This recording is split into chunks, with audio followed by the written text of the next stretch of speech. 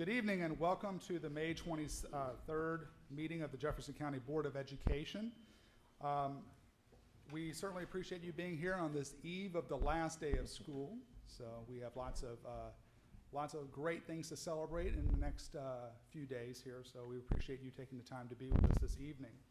Prior to this meeting, there was a work session that was conducted at 5 p.m. regarding student support and behavior intervention handbook revisions. No action was taken during that meeting. Before we begin, I want to mention that Vice Chair Dr. Lisa Wilner will not be able to make it here with us this evening.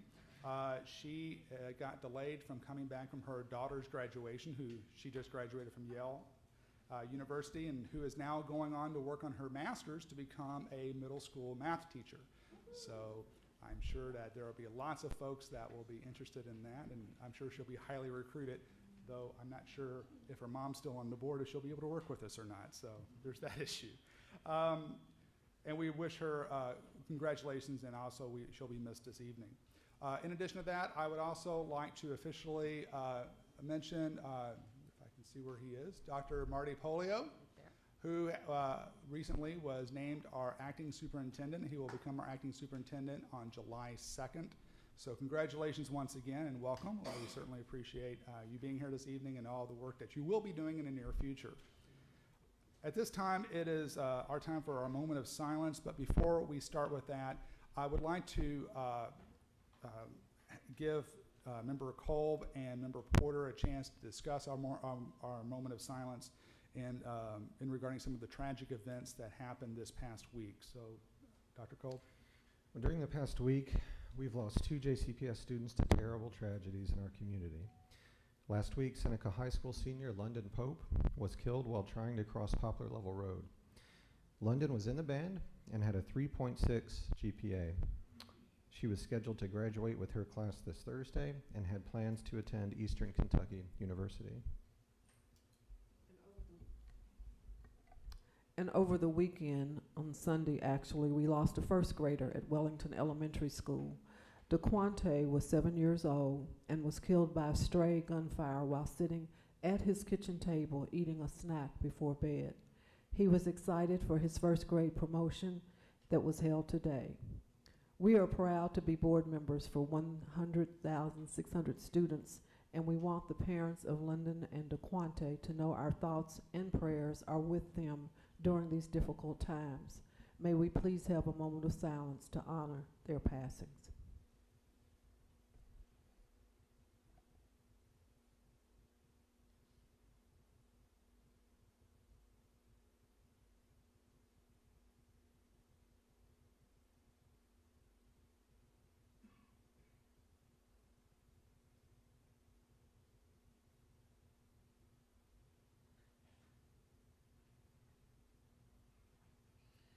Thank you. At this moment, I'd like to turn it over to Ms. Terry Robinson for our recognitions and resolutions. Ms. Robinson? Oh, I'm so sorry. I'm obviously a little distracted about that. If we could, let's stand and do the Pledge of Allegiance.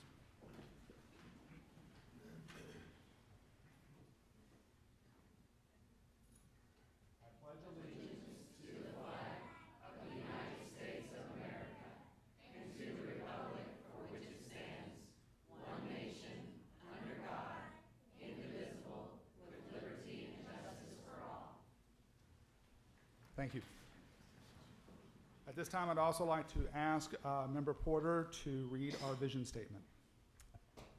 All Jefferson County Public School students graduate prepared, empowered, and inspired to reach their full potential and contribute as thoughtful, responsible citizens of our diverse, shared world. Now at this time, we would invite Ms. Robinson to come up and give our recognitions and resolutions. Thank you.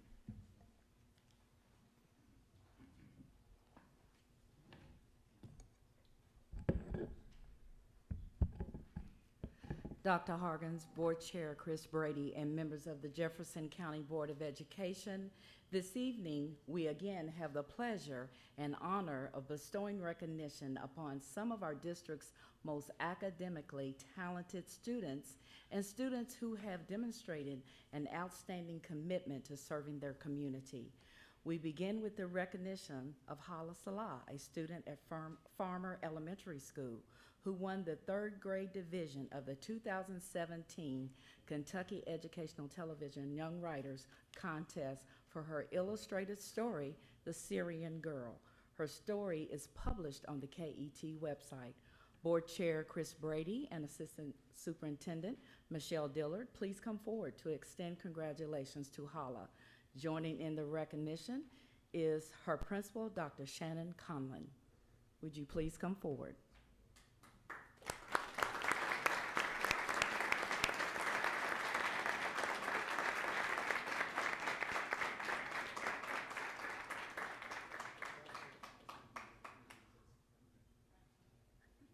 Hala's family is here with us tonight. Would you please stand and be recognized?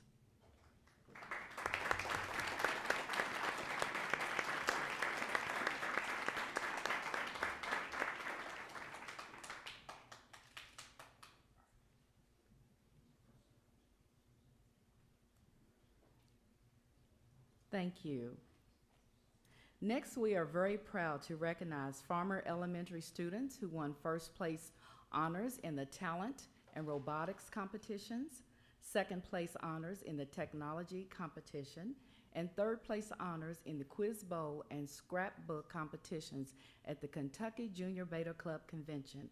The Kentucky Junior Beta Club Convention competitions give students the opportunity to showcase their academic, critical thinking, artistic, and leadership skills and talents. Board Chair Chris Brady and Assistant Superintendent Michelle Dillard, please come forward to congratulate students Dylan Durham, Samantha Collins, Patrick Loxton, Spencer Haig, Mia Mayorquin Gutierrez, Maddie Keep, Addison Thompson, Lily Bell Reidner, Samuel Limbaum, Caleb Oskins, Deacon Laramie, Riley Clare, Ethan Eblin, Andrew Key, and Gavin Kissling. Joining in the recognitions are teachers Wendy House, Missy Davis, Jessica Goodman, Julie Ann Biebelhauser, Coach Patrick Goodman, and Principal Dr. Shannon Conlon. Would you all please come forward?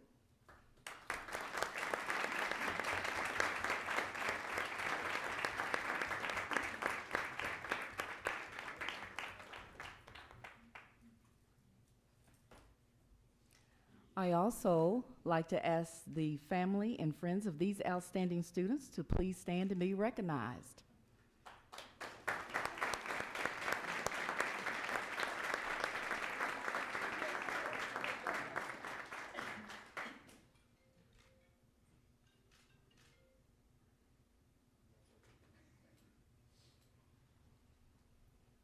We have the honor of recognizing Carmen Blakely, a 2nd grade student at Brackenridge Franklin Elementary School, who is one of 50 top scoring contestants who qualified to participate in the National Braille Challenge, which is an academic competition. The Braille Challenge contest categories include reading comprehension, Braille speed and accuracy, proofreading, spelling, and reading tactical charts and graphs. Board Member Diane Porter and Assistant Superintendent Joe Lefford, please come forward to congratulate Carmen. Joining in the recognition is her teacher, Deanna LaFan, and Principal Kathy Bosmer.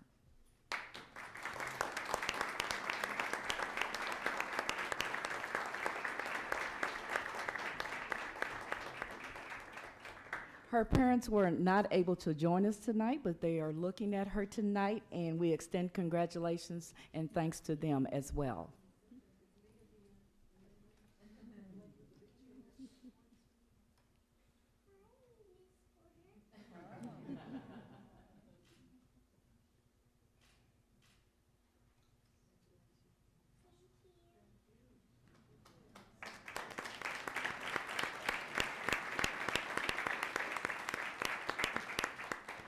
For our final recognition tonight, we are so very proud to recognize Andrew Dunn, a student at Barrett Traditional Middle School, a recipient of the Prudential Spirit of Community Award.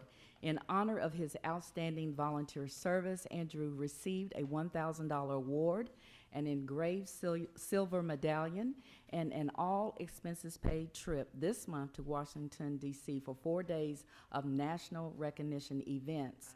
The Prudential Spirit of Community Awards program is the nation's largest youth volunteer recognition program that honors students for their service to others at the local, state, and national levels. Board member Dr. Chris Kolb and Assistant Superintendent Joe Lefford, please come forward to extend congratulations to Andrew. Joining in the recognition is his principal, Tom Wortham.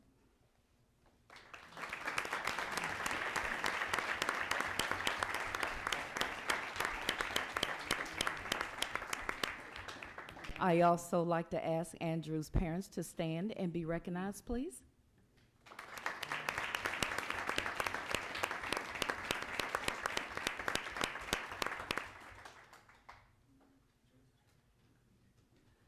Dr. Hargens and members of the Jefferson County Board of Education, this concludes our recognitions for this evening. Thank you. Thank you, Ms. Robinson. So before we move on to other business here, first of all, I'd like to ask for a vote. Is there a motion to receive the recognitions this evening? Motion made by Member Geese, second made by Member Reporter. All those in favor? Motion passes unanimously. Before we break, as is our usual custom, I would like to say, first of all, thank you and congratulations to all the students for all the great stuff that they've been able to accomplish this year, especially those who will not be with us next year, as well as the parents of those students for all the sacrifices that you have made that made that possible. We certainly appreciate that as educators, because without your support as parents, obviously, it makes our job almost impossible. So we do appreciate everything you do for your kids and every day. Also, to that point, I also in advance want to say you're welcome to any folks that have to do the morning commute on Thursday. So your morning commute will be brought to you by summer vacation. So, all right. So at this time, as is our usual custom, we will break for a few moments.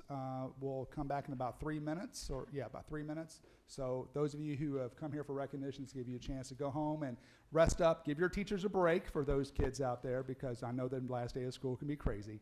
And once again, congratulations and have a great summer.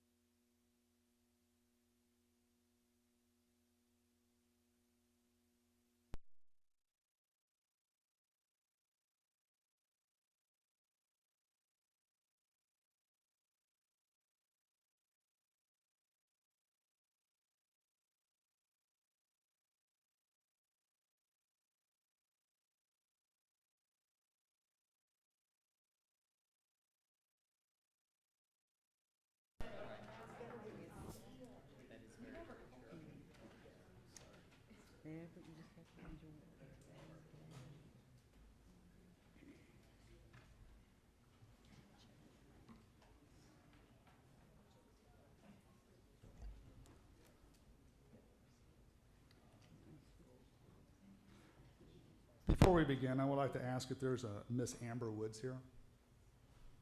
Is there a Miss Amber Woods? Going once, going twice? All right.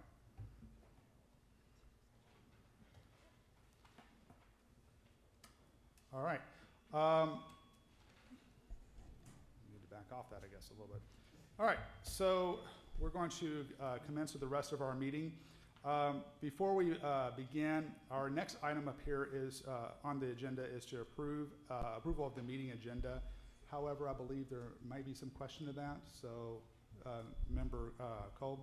Yeah, I would just like to make a motion that we amend the agenda so that the item 5, approval of meeting minutes, is below the consent calendar, after the consent calendar, so we could get some clarity on organizational charts, order number 2017-135, before we approve the minutes from last meeting.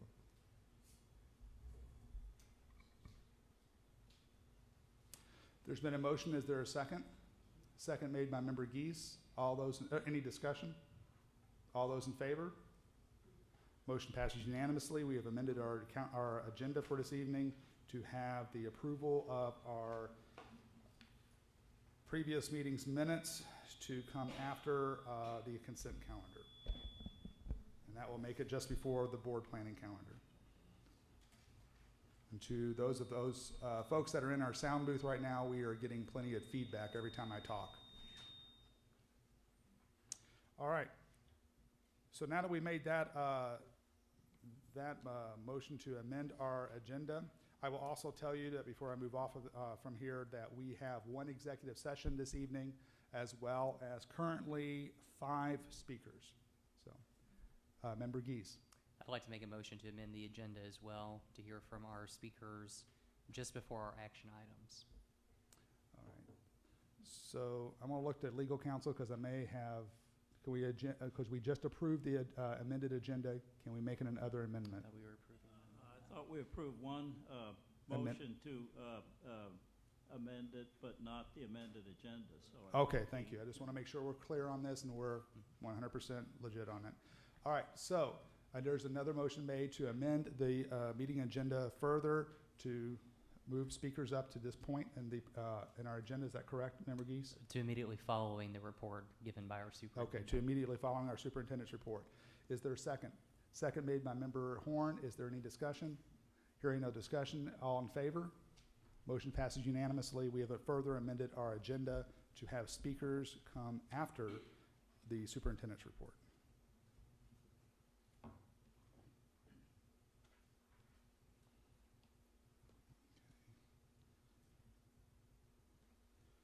At this time on our agenda, there is time to approve the minutes of the previous meeting.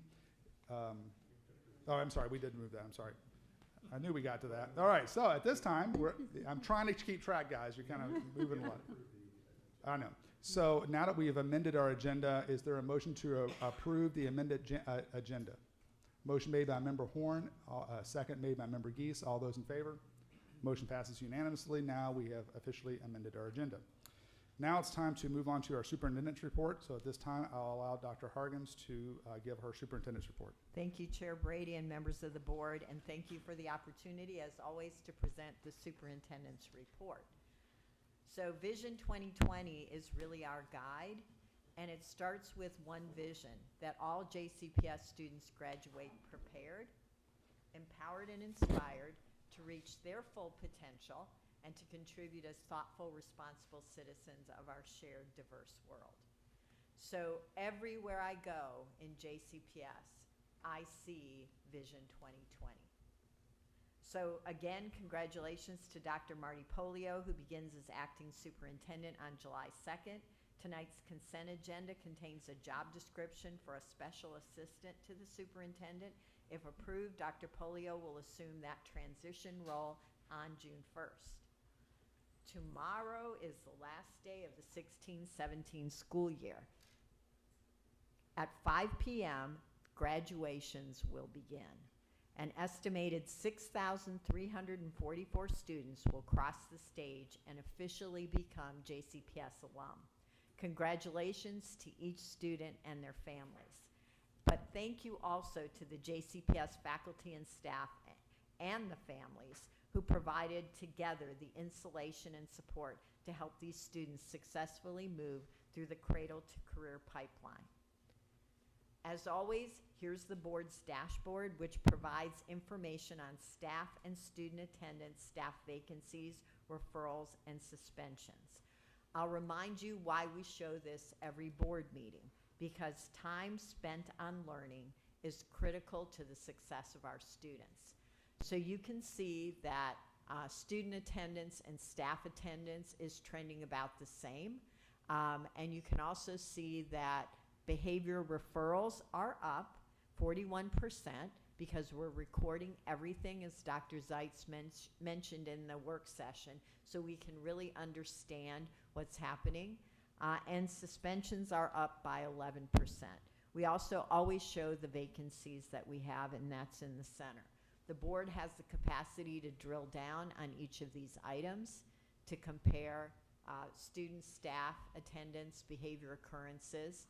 We also give the board a sense of what were the top 3 events of student behavior and the top 3 resolutions. So every 2 weeks, the board understands what the top events are and the top resolutions. The Kentucky TEL survey is administered to teachers every 2 years.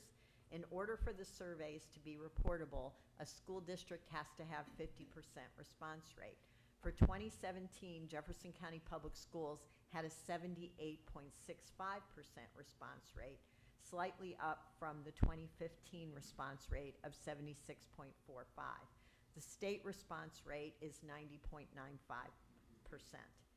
So if you just look at overall categories, the percent of staff that agreed with the statement, overall my school is a good place to work and to learn, was 84.7%, which is about the same as 2015, 84.4%. The area that had the highest average agreement level was instructional practices and support, so an 87.74 average agreement. The area, if you look at that chart, that the bar is the lowest, on average agreement level was time, which was 73.34% agreement. So this chart has the averages of the responses for each category of questions. So so I will go on to just show you that we've also given you the highest rated, the top 5 results.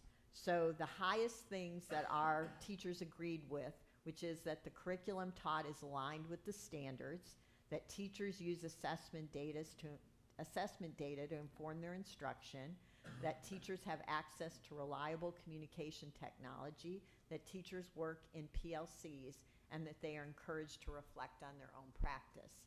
The lowest rated, the bottom 5, was state assessment data are available in time to impact instructional practices. We know we get those well after the students take them. Class sizes are reasonable.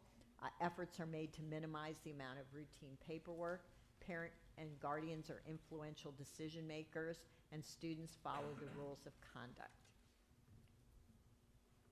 Then if you go to what was most improved, because it's a continuous improvement model, and that's what schools and the district use this survey data for. The most improved areas, you can see those listed there, that efforts are made to minimize the amount of routine paperwork. So we've made gains there. That professional learning is evaluated. Teachers are protected from duties that interfere with their essential role, very important, and that decision-making about professional learning is guided by PGES.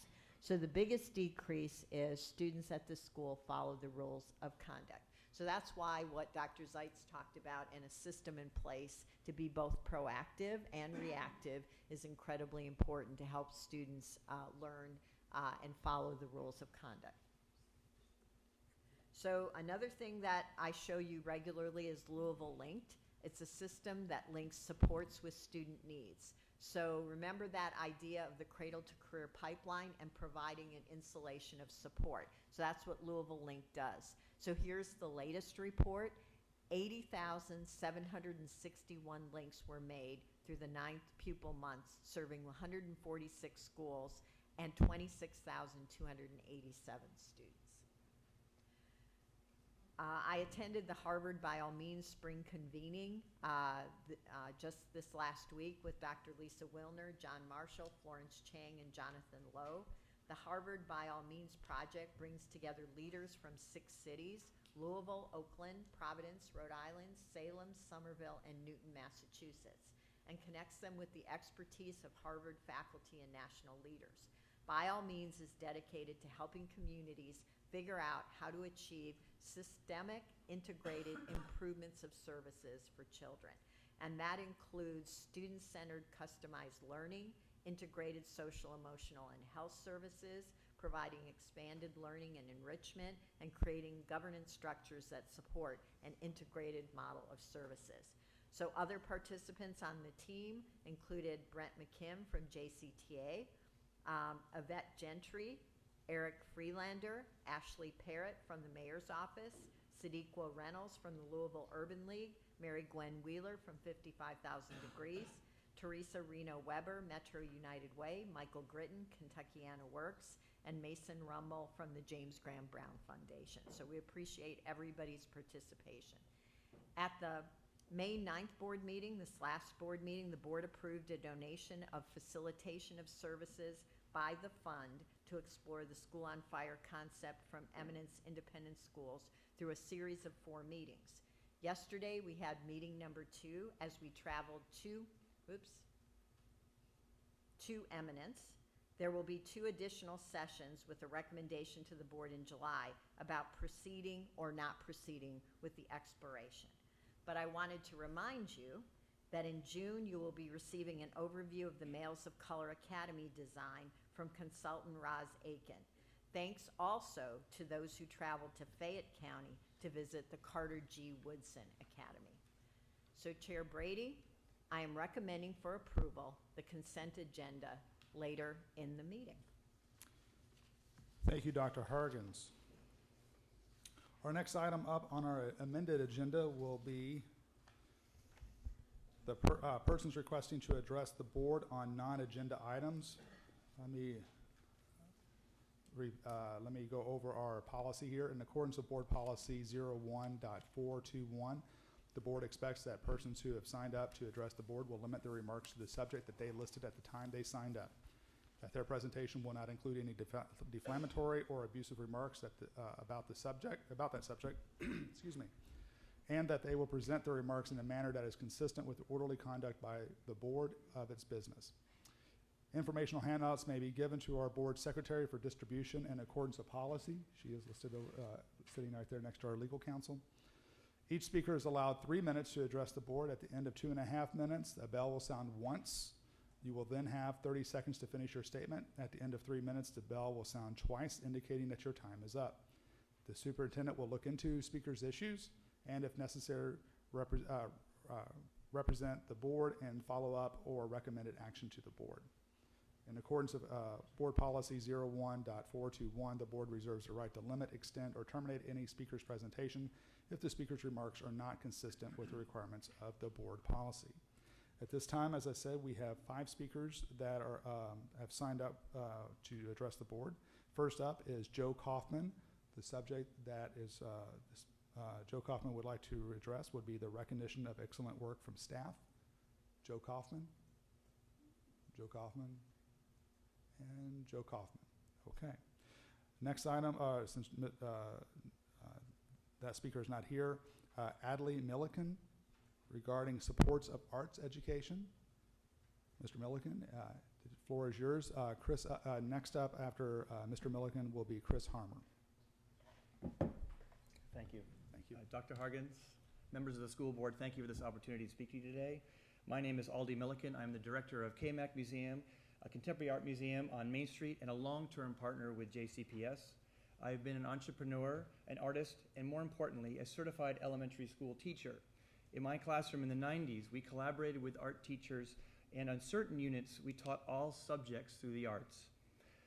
For example, color theory, mixing paint led us to fractions and percentages. We looked at the lens and learned about light rays and wavelengths.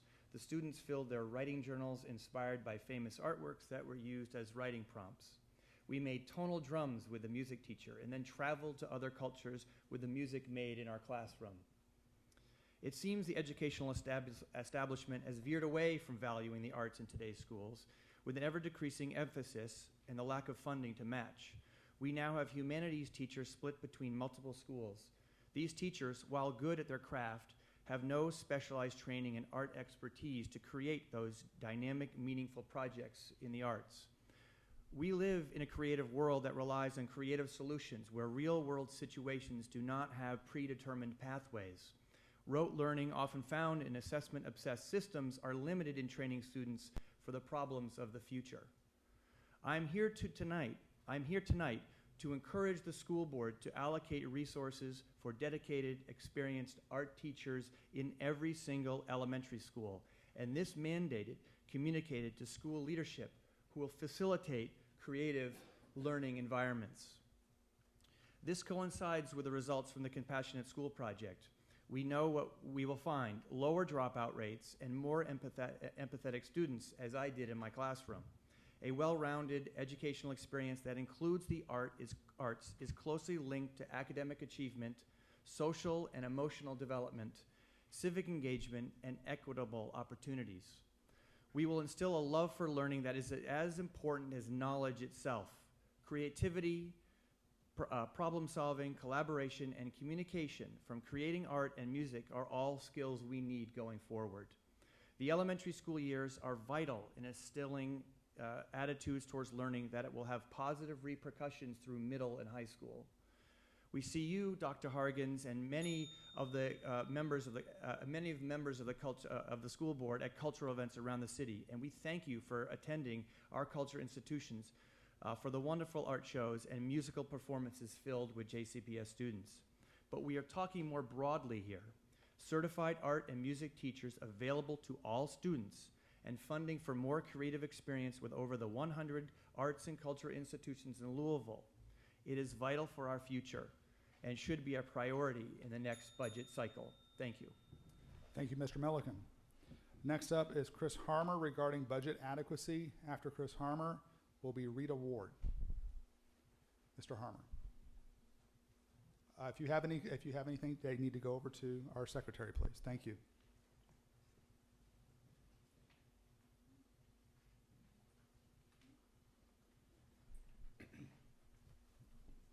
Thank you. Good evening. My name is Chris Harmer. I'm representing the local chapter of Fellowship of Reconciliation, Stand Up Sunday, and Black Lives Matter. Together, we represent about 4,000 households in Jefferson County. Tonight, you're going to be looking at, through the consent calendar, the proposition to approve the tentative budget. If you truly believe in excellence with equity, we ask you to oppose that budget. It should be replaced with a budget built around adequacy for equity. Perhaps we should begin all board meetings where you're dealing with budget issues by reading our core value on equity. All students receive an education that gives them what they need to thrive through differentiated supports, focused on removing social factors as a predictor of success. Past experience says that this year's additions to the proposed budget don't go far enough, fast enough to reverse the trend away from equity. As you can see from the charts in the package you'll be getting, and the third chart up there, it's very true that combined reading and math proficiencies for all groups have risen over the course of Dr. Hargen's administration. JCPS is constantly improving their people and programs to accelerate learning for each and every demographic. That's a good thing.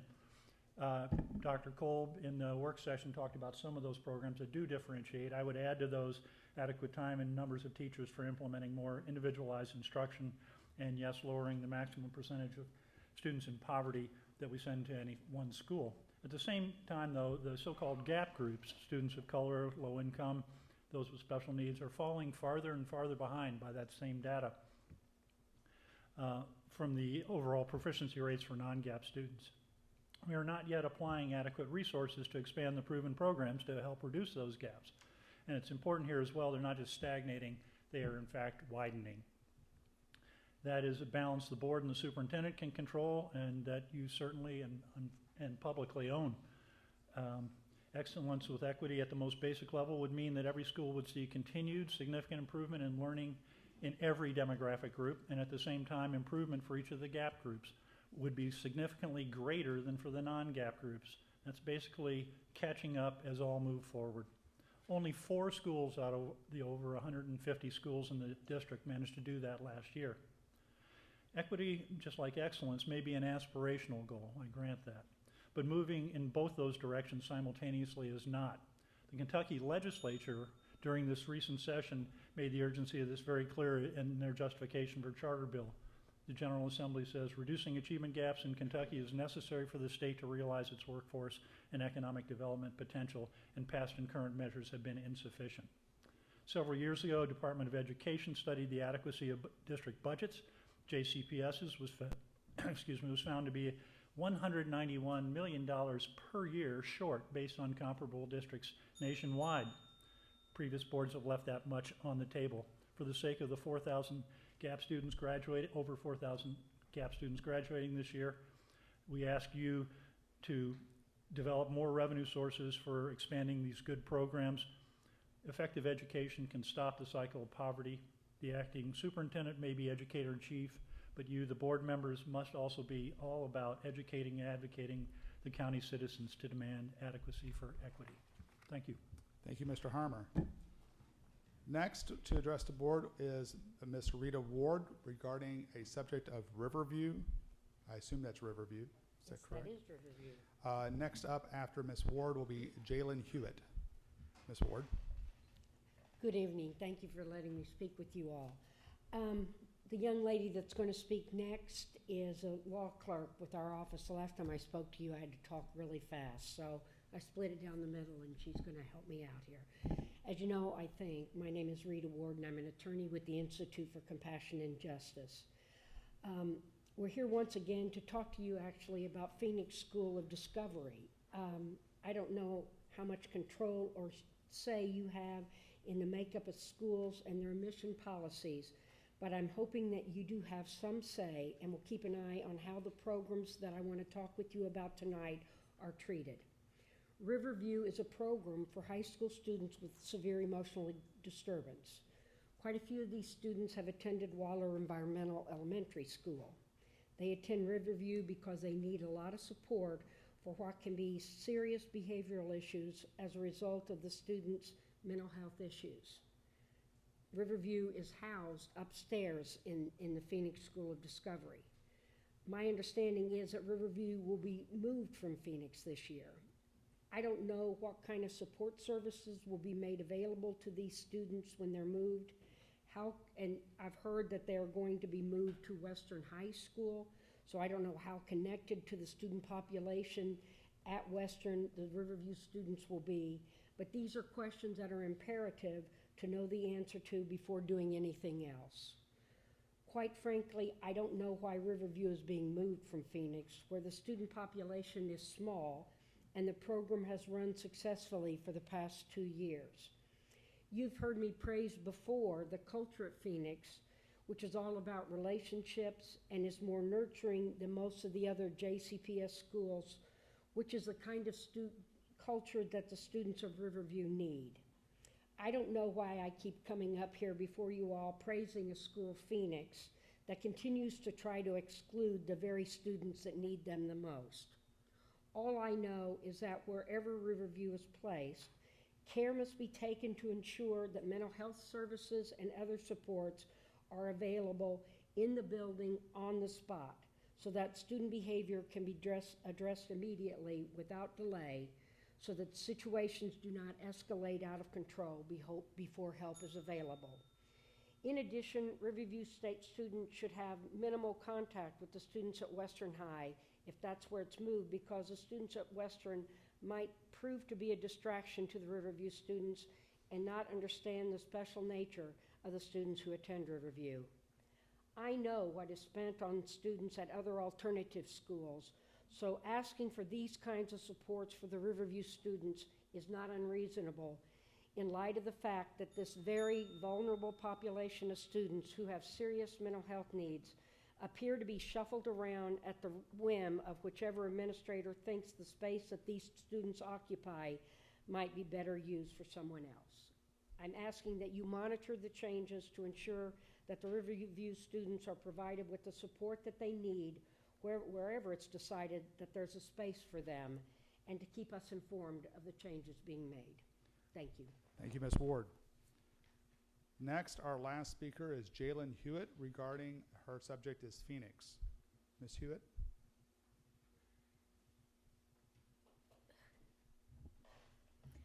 Hi, everyone. My name is Jalen Hewitt, and just as Ms. Rita Ward stated, I'm a law clerk for the Institute for Compassion and Justice. I grew up here in Louisville, Kentucky, so I went to Central High School, and I attended the Law Magnet program there. I, too, am here to talk about the Phoenix School of Discovery. Phoenix School has been a godsend for many of students that struggle to survive in the regular schools they attend. I think that's what alternative schools are designed to do: provide an alternative learning environment for students unable to succeed in their regular schools. Rumors have surfaced that besides moving Riverview, Phoenix will put into place admissions criteria under which many of the students that need them the most will not qualify for admission. Putting into place criteria regarding behavior and grade point average will mean the exclusion of many of the students Ms. Ward represented. The question to be asked and answered is, why students with few, if any, behavioral issues and good grades need an alternative school? What will happen to the students who will be denied admission to Phoenix or kicked out if already there because they can't meet the admissions criteria?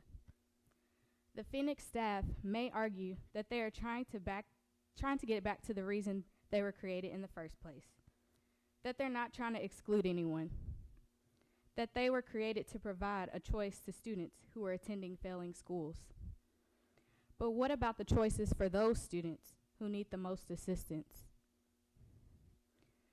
Phoenix has proven in the past to provide opportunities for success for students who have not been successful in their regular schools.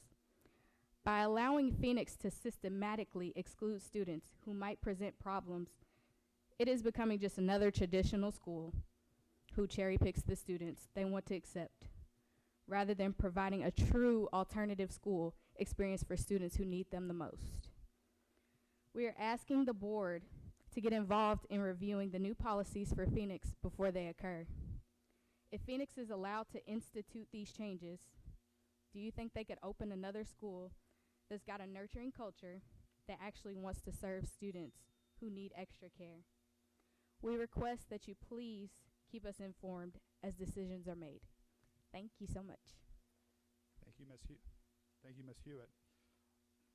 That concludes our speakers for this evening. I will also mention that we did have one speaker who did not put down a topic, and per board policy, it is required that you have a board topic. I also want to speak just to our last two speakers regarding the topics that they placed in not here with a description of Riverview and Phoenix. Although that was allowed this evening, I want to let everyone know that in the future, I will need more description as to what the subject actually is. Phoenix School of Discovery will be fine. Riverview services being moved or something along those lines, that would be acceptable. You're going to have to talk to the board, folks in the back. So, sorry, our reporters can't hear us. So, either we're too loud or we're not loud enough. So I just want to be very clear on that board policy, because as you said, you've been here before, and I want to make sure that you're given the opportunity to come back. All right. So as I said, that concludes our speakers for this evening. At this time in our board agenda, normally we would have action items. Am I missing? And we don't have any. So, however, we do have one informational item. So now we are going to move to an informational item regarding the acceptance of internal audit status report for the year ending of June 30th, 2017. I believe Mr. Jim Tenza will be presenting, unless I need to talk to Ms. Harden. No, Mr. Tenza, okay. All right. Thank you. Thank you. All right. I submitted to the board a summary of the internal audit results for the year, and just as a quick reminder, we present a plan at the beginning of the year that the board approves, and so now here at the end of the year, we're just reporting on the results of that. And I'll just take 5-10 minutes and then answer any questions you have. But the quick overview is that we have substantially completed the plan as it was presented. The few things I do want to point out that we did or didn't do. One is for budgeting. We had planned, in our plan, we were going to audit the budgeting process, and we did not do that this year for a couple reasons. One, time constraints. I'll talk about some areas where we spent a lot more time, and then secondarily, the Finance Advisory Committee is going to be looking closer at the budgeting process, so we thought it wasn't going to provide much value, internal audit coming in at this point. The second item is bus referrals. In our plan, we were looking at various student behaviors and the reporting of those. We have not gotten to bus referrals yet. Our plan is to do that in July, so that just got pushed back a little bit, but we plan on looking into that in July. And the reasons for those, the time restraints, one was we spent a lot more time with bookkeeper assistance and training than we originally budgeted.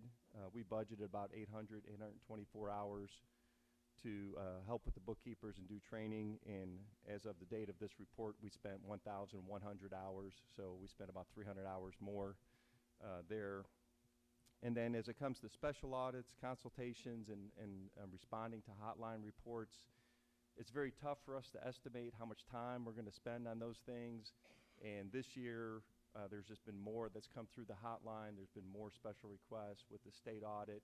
There's been other things that we had to look into, so that took a little bit more time. And the few things from a big picture perspective that I do want to point out, we always like, there's a lot of reports, we went to a lot of schools, did a lot of stuff, and we tried to provide the details on that, but kind of the biggest concerns that we have, one relates to booster organizations. As we went into schools and looked at various aspects, the oversight of those booster organizations has not been going well. A lot of the booster organizations have not been properly submitting their financial information, their budgets, and it's just kind of widespread across the district. Also, fundraisers not related to the booster organizations, but just other fundraisers, other student activity type fundraisers. We did have several hotline reports related to fundraisers, and we did find several instances where we went and audited those areas, and there was missing documentation, and there was misreported funds and some missing inventory, and quite frankly, the fundraisers, a lot of times the sponsor of that may not even be a JCPS employee. It's a little bit harder to control, but we did see more issues there than we had expected. And then the third item that I did want to point out, we've talked about this before as it relates to systems and applications. We went in and did a IT risk assessment, looked at a lot of different systems, but really the biggest issue we see is that there's IT is not properly involved in the front end in a lot of instances. There may be schools that put in new systems or new applications, and then IT is not really aware of it until it's already in place, so it's hard for them to make sure we have the proper securities and controls in place if they're not brought in at the front end. And then the last thing is just we wanted to point out that there's still some findings from the previous year that have not been fully addressed by management, and so what we issued, or we provided you all with a little bit more detail on that in a separate document to keep you informed of where they are on addressing those recommendations from the prior year. The other thing I do want to point out is that we also try to take a hard look at ourselves. So In our summary here, we provided some areas where I think internal audit can improve, and I've listed those there, but the hotline, while we're doing a much better job of monitoring that and responding to that, we need to put some official policies and procedures and documentation to make sure everyone understands the protocols when things come through the hotline. The other item that I'd like to see internal audit do a better job on is monitoring all audit findings.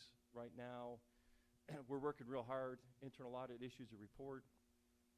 We have findings. We try to make sure management is responding to, or appropriate people are responding, and there's follow-up.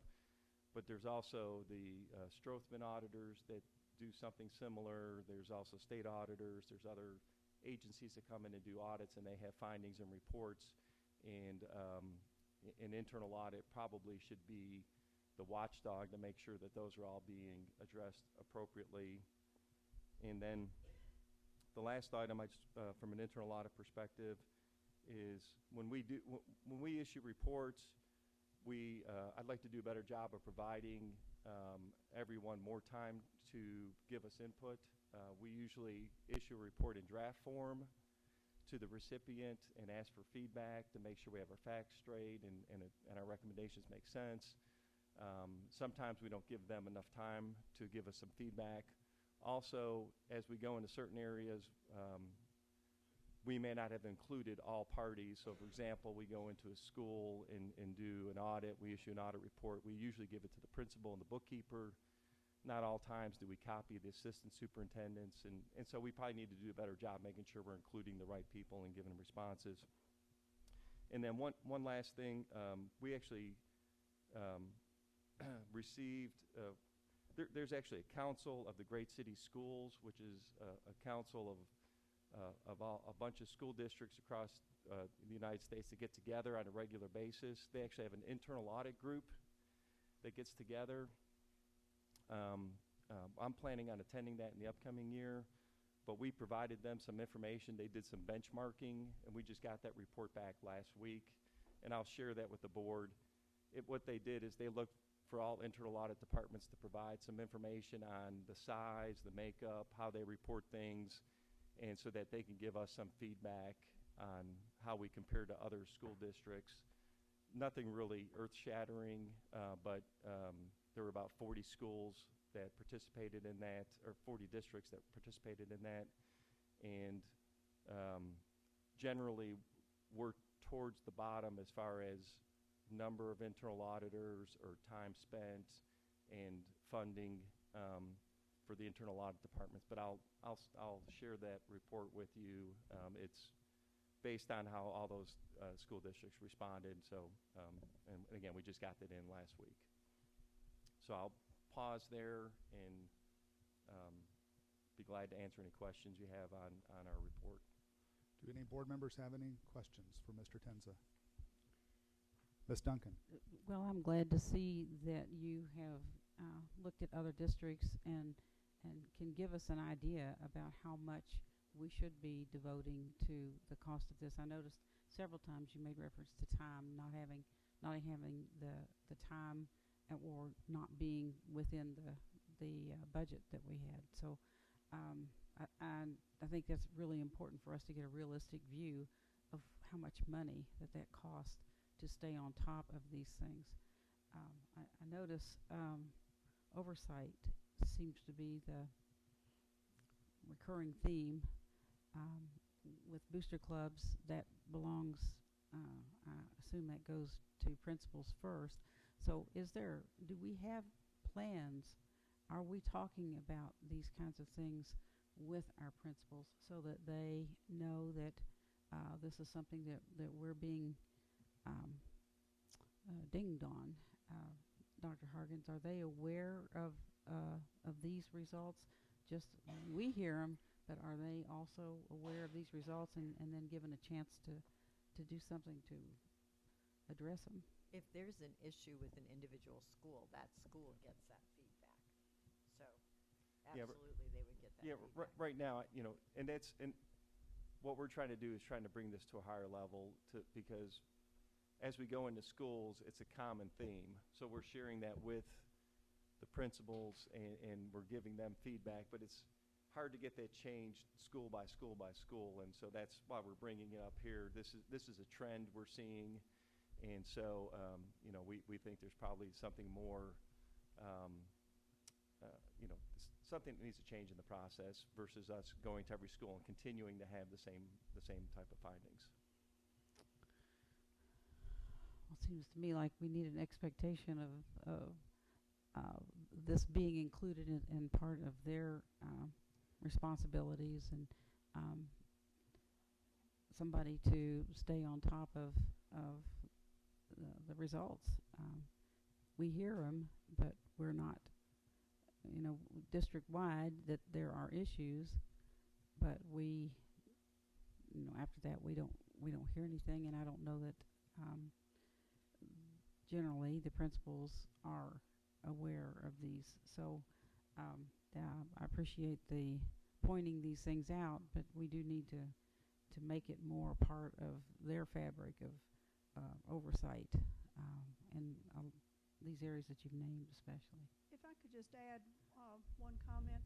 The principals are always made aware of the Red Book regulations, and in the Red Book it clearly states what their responsibilities are on the booster clubs, the PTA, and other fundraisers. So that is an area that principals should be very much aware of. But who's holding them accountable? Well, that's what our internal audit department is doing by going out, and then they send the reports to me, and also Dr. Hargens receive those reports, and then they follow up. Internal audit does. We expect a response back from every principal whenever they have a finding. And our training, we are providing additional training now, and the board had approved back a few meetings ago a trainer to help with bookkeeper that's going to be added to the accounting department, Eddie Munz's department, and that person will help more with bookkeeper training as well as secretaries and principals, make sure they understand the Red Book rules. But it is there, and it is emphasized to all principals, Red Book. We're also working very closely with these types of issues through administrator recruitment and development with our leadership development. We've been calling it Principal School. Remember, 50% of our principals have 3 years or less experience right now. So we're doing everything we can to collaborate with all of the departments for these kinds of things, to work closely with the assistant superintendents to make sure we're supporting our principals in the things that they just don't know, and to improve in the areas where they may be making mistakes. Any further questions? Member Horn?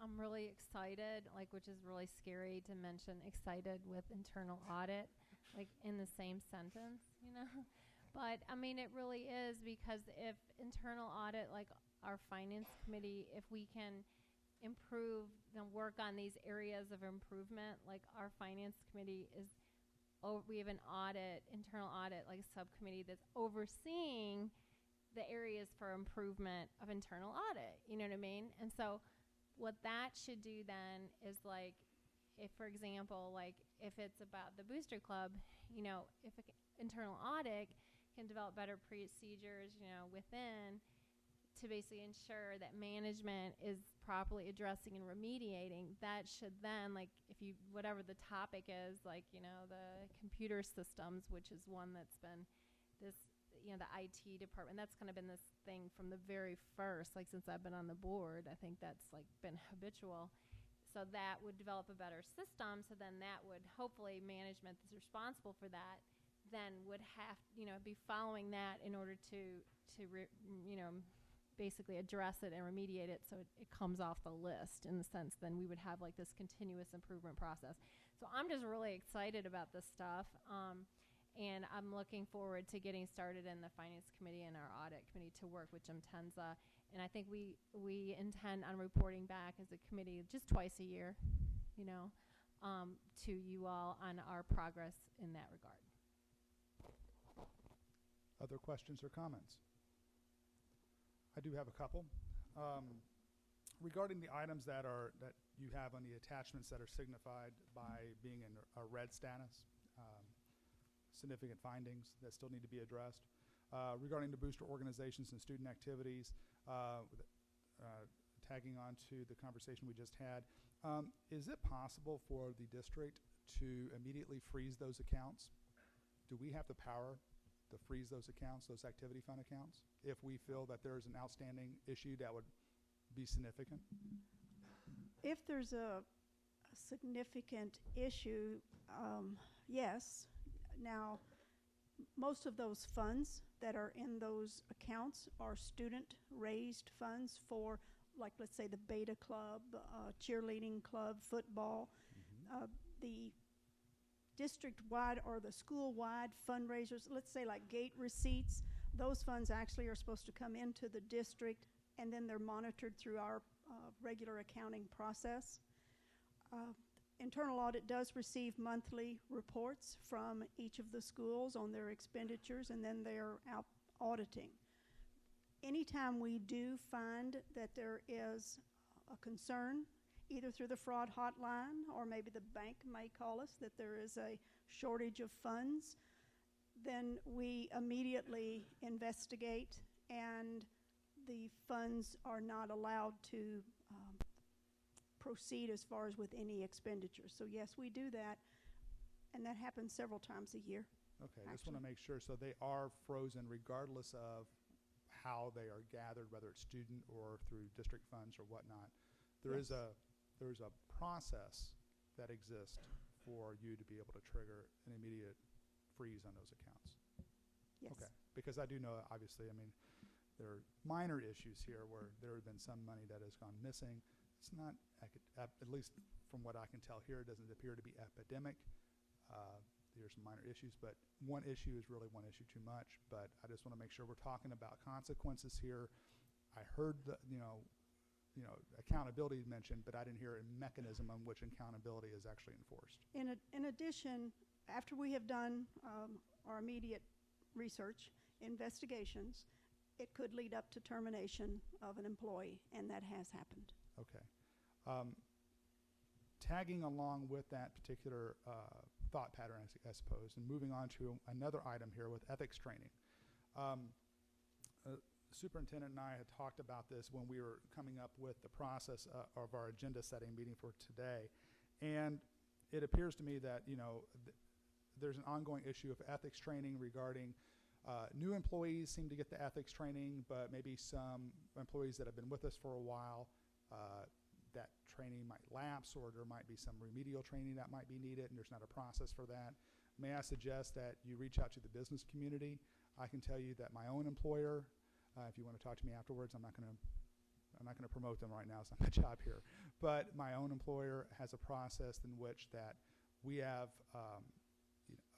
standard training that we have to do every year. It's the same stuff over and over and over again. It's ethics training, it's emergency procedures training, it's just knowledge training on what's on the floor. I work for a healthcare company, so there's like hospital procedures we need to know about. Even though I don't work at a hospital, I still need to know about these. And so those types of trainings are due by every employee, and there's like 14,000 of us every year, like clockwork. And we go through an e-learning. There's a learning management system that tracks that.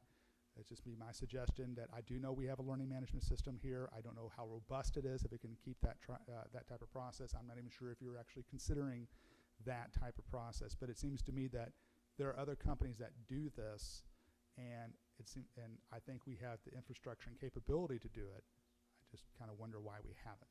Yeah, in our original recommendation, we actually provided some different options, and one of those was just what you were talking about. Our firm does the same thing. We have annual training that we have to go through. It's web based, but you can modify it to meet your needs, make it specific for your organization, and we basically, you have to complete it by December 15th, and if you don't, then you're not going to get paid. That's what we do. Until you finish that training, and it's required, obviously, in the accounting world, to have the proper ethics. And, we want to make sure everyone has the same training and completes that. And we want to say that we all do that every single year. So we go through a very rigorous process to make sure everyone does it. So we provided some different options, and, outside companies doing that, we actually got some costs and provided that.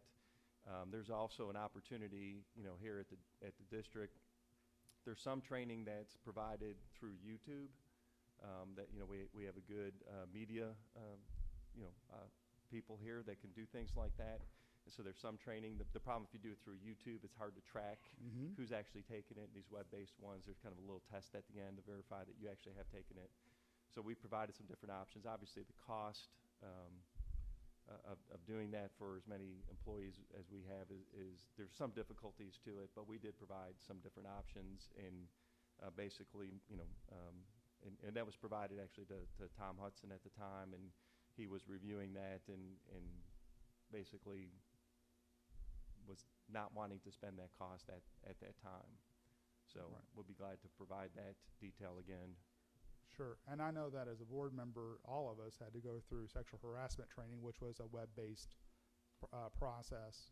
And it seemed to me that that was scalable to be able to use in other issues, not just ethics training or sexual harassment, but a number of other things. So I just wanted to know why we haven't. You can get back to me on that later. You don't have to address it now, but it just seemed to me that's something that we can be doing today. I will tell you that we have also, in addition to what Mr. Tenza has provided us, we also have talked with our insurance company, who actually has a system that we believe we can possibly incorporate. And then we have looked at our internal system that we're using for sexual harassment training that we're all required to do every year also. So we are trying to get there. It's just we haven't accomplished it yet. Okay. And the last item here that you have that's marked in red is the Risk Management Committee, and I understand that I'm a little confused. I understand by reading the status and notes on the attachment that this seems to be going through the Finance Advisory Committee, but I'm unclear as to, does this committee get formed independently of the Advisory Committee? Is it within the Advisory Committee? Is there something that has to happen in the Advisory Committee before it gets implemented? So it's a little at least confusing to me reading this. I just want to make sure I'm getting my timeline correct here. Yeah, well, first of all, our suggestion on having some sort of risk management committee, that probably came up a year ago. Or, it's been a while now, and I think it was taken under advisement, and I think management was considering who should be on this committee, how should it work, who should be running it, and so as they've been working through that, now the Finance Advisory Committee has been formed, and my understanding would be that the Finance Advisory Committee wouldn't necessarily be doing a big risk assessment, but they would be helping to make sure that someone within the district is doing some sort of risk assessment and right now what internal audit does, we do a risk assessment specifically to develop our internal audit plan. So it's not all inclusive. It's not enterprise-wide. It's not looking at things like the academics necessarily. It's looking more at financial related. So the Finance Advisory Committee is, I think one of their goals is to help make sure that management is doing some sort of enterprise risk-wide and that the significant risks are being identified and addressed and kind of overseeing it, but not actually doing it. Okay. Like this was recommended like over a year ago, and they never formed it. So we're just accountability to report to the board in like 6 months. Probably by then, that risk assessment team, a management team, will be formed. So our deal is just to help them get going, because we have people in the community of expertise that working with our experts together, it's like they're really gonna do good work, and then they can tackle. Because right now, like, think of it to bring forth what are the main risks. Internal audit themselves are developing it. It's not supposed to be, you know what I mean? Like, it's going to be management, this risk team developing those. And so that's what we're, like, excited about it. And that's what my question was for it's a fiscal year basis that you're taking on the tasks that internal audit's taking on. So for this year, because it's not formed yet, it's just forming. it's like we're going to again be on the thing where it's kind of these risks are generated not necessarily from a risk committee. Do you know what I mean? They're just going to be generated. And so, but it'll be a little bit down the road before it'll be a much better plan. Like management will put it together, the plan. It's very thought out and bring it to us. So it's exciting. They're really definitely improving, you know. So it's really good. All right. I just want to be clear on that. It just seemed to, as I said, a bit confusing to me as how this was written. All right. Arthur, before we close out on this subject, anyone else have any concerns or questions? All right. Thank you very much, Mr. Tenza. Thank you. All right. So is there a vote or is there a motion to receive the internal audit status report? Motion made by Member Duncan, second by Member Horn. All those in favor? Motion passes unanimously. On to our next item, which is the consent calendar. Now, there are 0 speakers regarding the consent calendar. Presently, excuse me, there are board members have asked to pull down 4 items. Those items are item D, item R, item U, and item BB. Because D deals with organizational chart, I'm also going to pull item C, but I'm going to address item C after we address item D because they are related.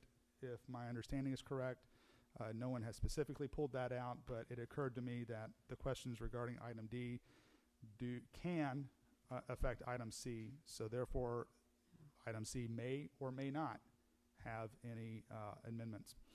With those 5 items pulled out of the consent calendar, are there any other items that board members wish to pull down? Member Horn. Was the R pulled Yes, item R is one of the items that has been asked to be pulled down. Yes. The list again is D, and then item C after D, which is related. Item R, item U, and item BB.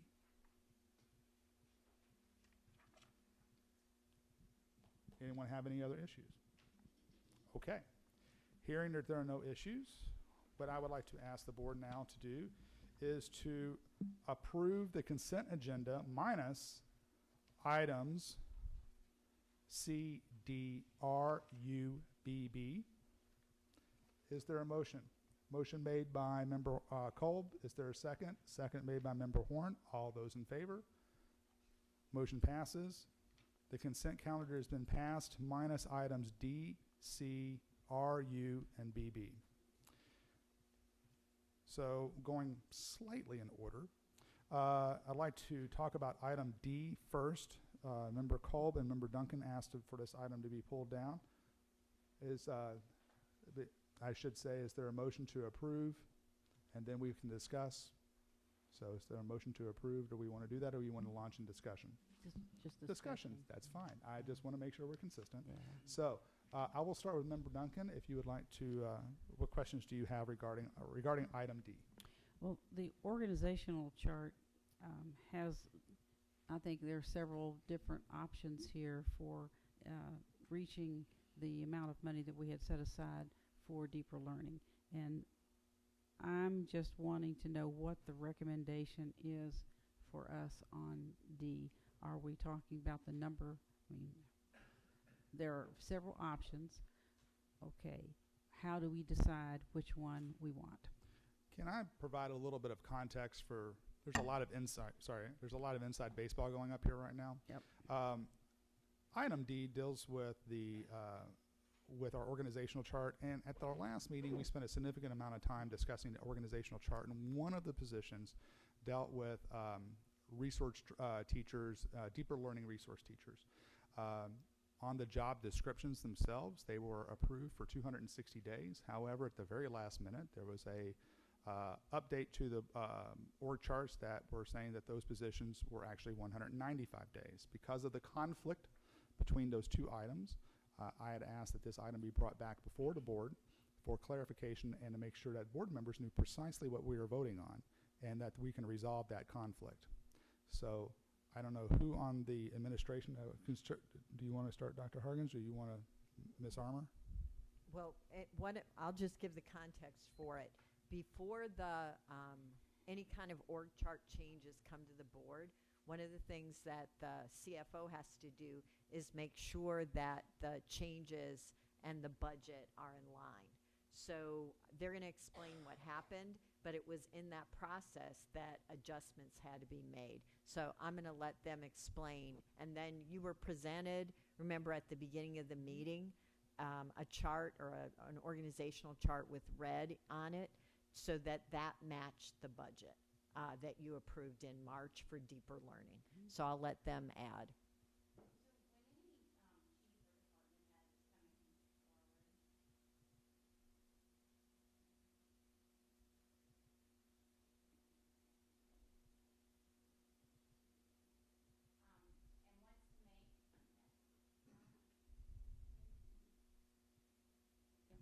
A change, we immediately sit down with them, Cordelia definitely to look at the budget and the funding, and then me to look at the job descriptions and minimum qualifications. And so when Dr. Herring was bringing forward these changes, she had both. So we know that from the large discussion that we had last time, she had some significant changes that she wanted to bring forward that she felt very strongly, and so did we, that we're going to improve Genes and the academic structure. One of the discussions, and we tried to express this in the board update that you received, was very much around these resource teacher positions.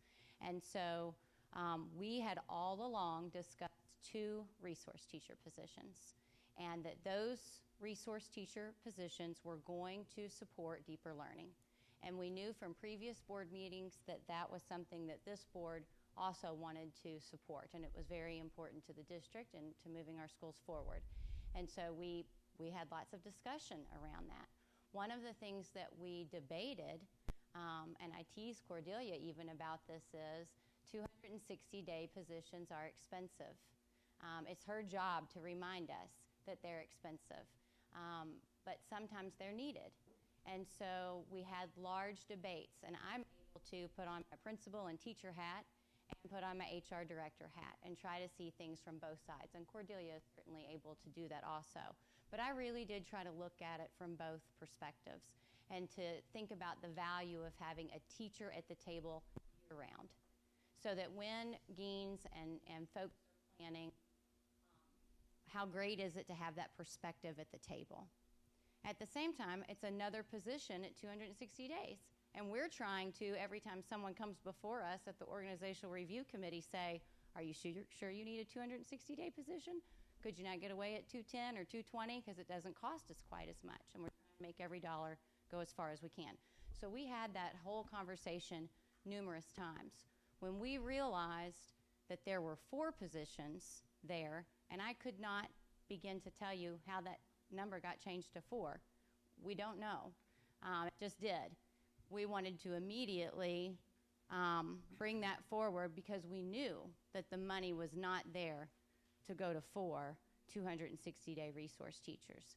It just wasn't. And we wanted to stay within that approved $400,000, or as close to it as possible. And that was going to take us almost double over. And so that's when we came forward. We talked to Dr. Herring beforehand and said, okay, here are the various options. There are specialists at Genes who are 210 days, and 230 days and 260 days. So that's how we landed at the 210-day, the day before the board meeting. That's how those conversations happened. And then Cordelia has run the various numbers, and that's how you've come to those various options. And one of the things when I talked with Dr. Herring and explained to her that what she had requested and put on her organizational chart, I asked where that funding was coming from, because everything that I had seen and the board had approved was $404,000, and that was in addition. It wasn't just positions. And so what we had assumed, because we asked her on 3 different occasions, now you're within the budget approvals, and because of all the various budget approvals, you know, we didn't tie it specifically to that 404. And then when I talked with her to say, okay, exactly where all of this is from, That's when she said that's the deeper learning, the 404,000. And that's when we identified we had to make some changes in order to stay with what the board has approved.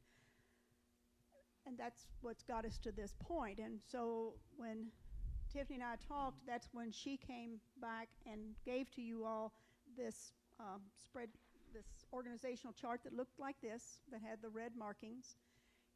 And matter of fact, when I first talked to Dr. Herring, I said, you're going to have to go with 195 days.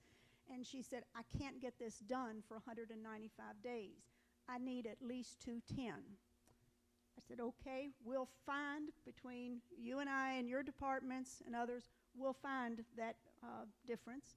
We'll get that approved with existing funds that we have. And I said, then if you need additional days for the individuals that end up in these positions, there is always extended time that could be provided through budgets in the departments or a budget request later. But at least this gets you what you must have. And she was fine with that. Right. The confusion came in that these resource teachers, as they were noted on the organizational chart, are what we call a generic job description. We did not submit that job description to you because it's an approved description that has been out there at least since 2004, and the number of days say as approved by the board. What we did not do, and probably should have, is pulled the job description that said District Resource Teacher, Deeper Learning and Professional Learning, I believe is the title. That job description was 260 days. But we wanted it. We did want that job description there so that if later on the board did come forward and say we were going to fund 260 day and the money was there, that the job description was approved. We did not explain that as well as it needed to be explained that night with all of the changes that were occurring. Member Geese. Yes, and thank you for providing that explanation. We appreciate it very much. However, I'm deeply concerned that we are not providing adequate resources toward deeper learning. You'll recall that back during the budget allocation board meeting, as we said in open board meeting, I had that conversation with Dr. Herring. Are you positively sure the dollar amount allocated towards deeper learning will achieve the goals that we want to achieve? And she assured me quite confidently that yes, it would. But yet today we're hearing quite the opposite, if that is correct. And is that correct? The $400,000 will support, now that it's been amended, the 260-day resource teachers with a little extra.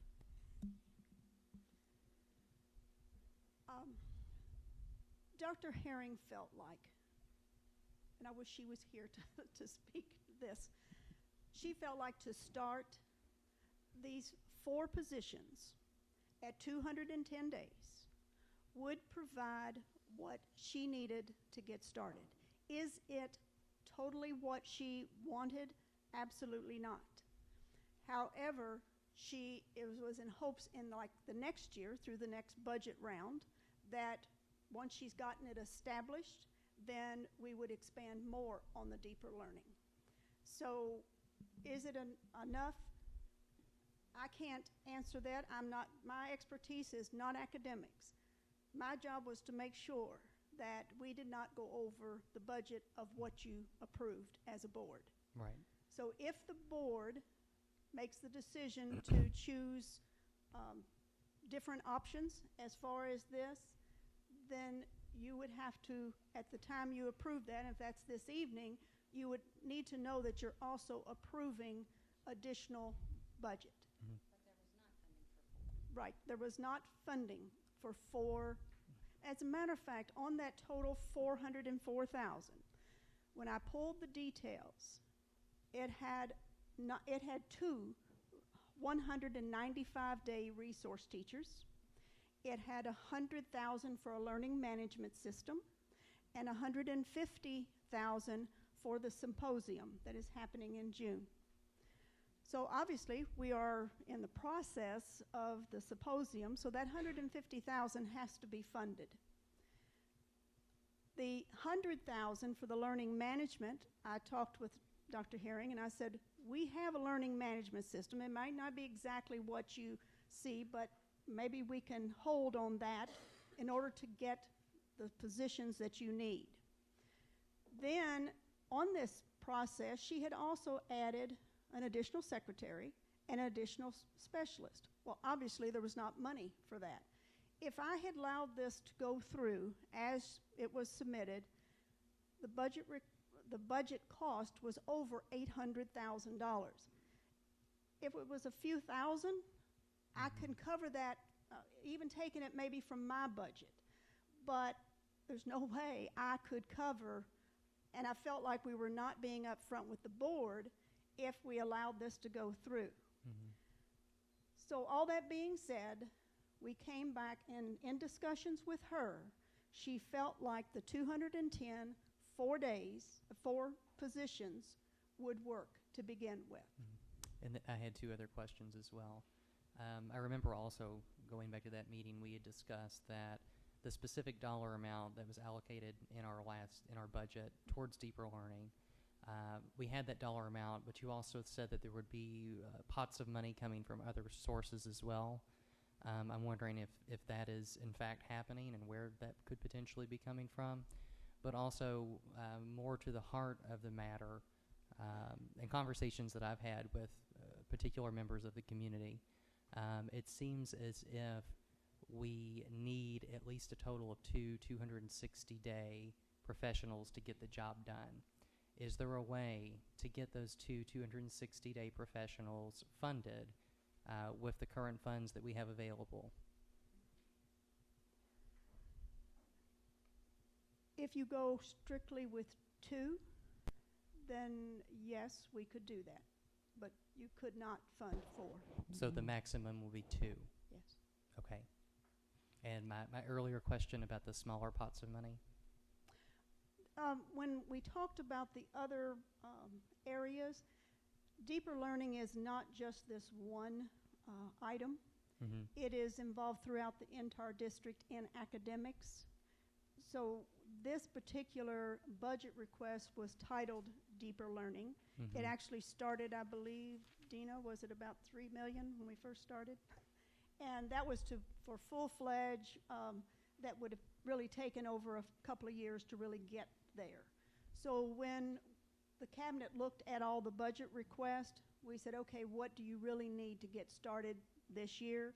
And then it was agreed upon for deeper learning, specifically for this particular program, that $400,000 was sufficient. And one final question. Moving forward into next year's budget and forward planning, do you see us as needing to allocate more funding toward deeper learning to prevent something like this from happening again in the future? As far as this, as far as this miscommunication and this, what I consider a very unfortunate error in the fact that it should have been caught before it ever come to the board. Let me say that there, and I apologize for that. So that will not, as far as it is, I've got other checks and balances that have been put in place to make sure this does not happen again. As far as if it is enough money at this point for deeper learning, I do think we will need to expand upon it, yes. And that is based on some conversations that I had with Dr. Herring and with other academic administrators. Okay. Well, thank you very much for truthfully answering all of my questions. I just want to reiterate the importance of deeper learning to myself, and I believe to our other board members as well. I know that we've taken great lengths to install a new acting superintendent who believes very much in deeper learning, and so we need to make sure moving forward that this is a priority and that it's funded adequately. And thank you. And also, I think... Hang on. Member Porter's next. She had her hand up first. Sorry. She beat you to it. So my question is, and my comment is, we have been talking about deeper learning. We've written it in our strategic plan. We are supporting deeper learning.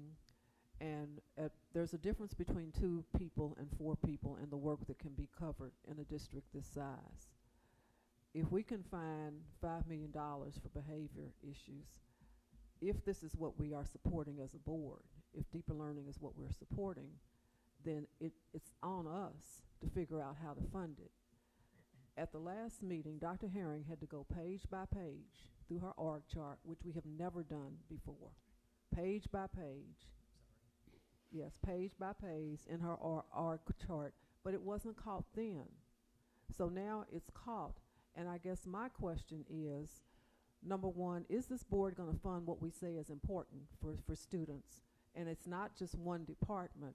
And I appreciate you, CFO Harden, saying that this mistake should not have happened. But I think the board clearly needs to understand what is the process before charts get to us, and who sits on that committee to make those decisions. Because if you give me a task to do, and I'm going to say to you, this is the staff that I need to make this happen, and then we back away from that, I'm a little bit uncomfortable, because we have talked about deeper learning. We're having a symposium about deeper learning. You know, deeper learning is our charge. And if there's a big difference between what 2 people can do and 4 people can do, and I think it's unrealistic to ask our departments and our district to do work with not enough people. And if it's a mistake, then somebody needs to eat the mistake, because it's about our kids. And it's about getting it done right the first time, with the understanding, Dr. Herring was very clear that this is not the end-all, be-all to get us to where we need to be. But I would not like to leave the gate with not enough people to get this done efficiently and effectively, because at the end of the day, this is about our kids. So I'm sorry the mistake was made. I appreciate the fact that it's brought to the board now, but I do not support 2 people versus 4 people for something, an initiative of this size that we continue to talk about that's extremely important for our students. So I don't know the answer, but I would like for the board to clearly understand the organizational chart process, who sits on it, who has an opportunity, because I know that somebody did not get up on Tuesday morning and say, here's the chart, let's take it to the board. No one got up on Wednesday morning when it goes live and says, here's the chart, let's send it to the board. So we need to be clear on our work. And again, you know, I'm kid focused. This is about students. Somewhere, if there's a mistake that's made, if we need the personnel to make this work, I feel like we've got to make it work. And to try to do something with 2 people versus 4, for anybody that's been a department chair, no offense, but you got to be kidding. That is not efficient and effective for what we need to accomplish for the students in our district. I'm not trying to be judgmental or argumentative, but let's put our money where our mouth is if we really mean it. And I understand a mistake was made, but there was a process before it came to us last time. So, I mean, I don't know what we're going to do, but if we mean it, then put the money behind it so that we can do what we say we want to do. That's one person's opinion. Well, thank you. Let me reiterate. When this budget proposal was first submitted, it was for 2 resource teachers at 195 days. That is the only staff that was included in that budget proposal.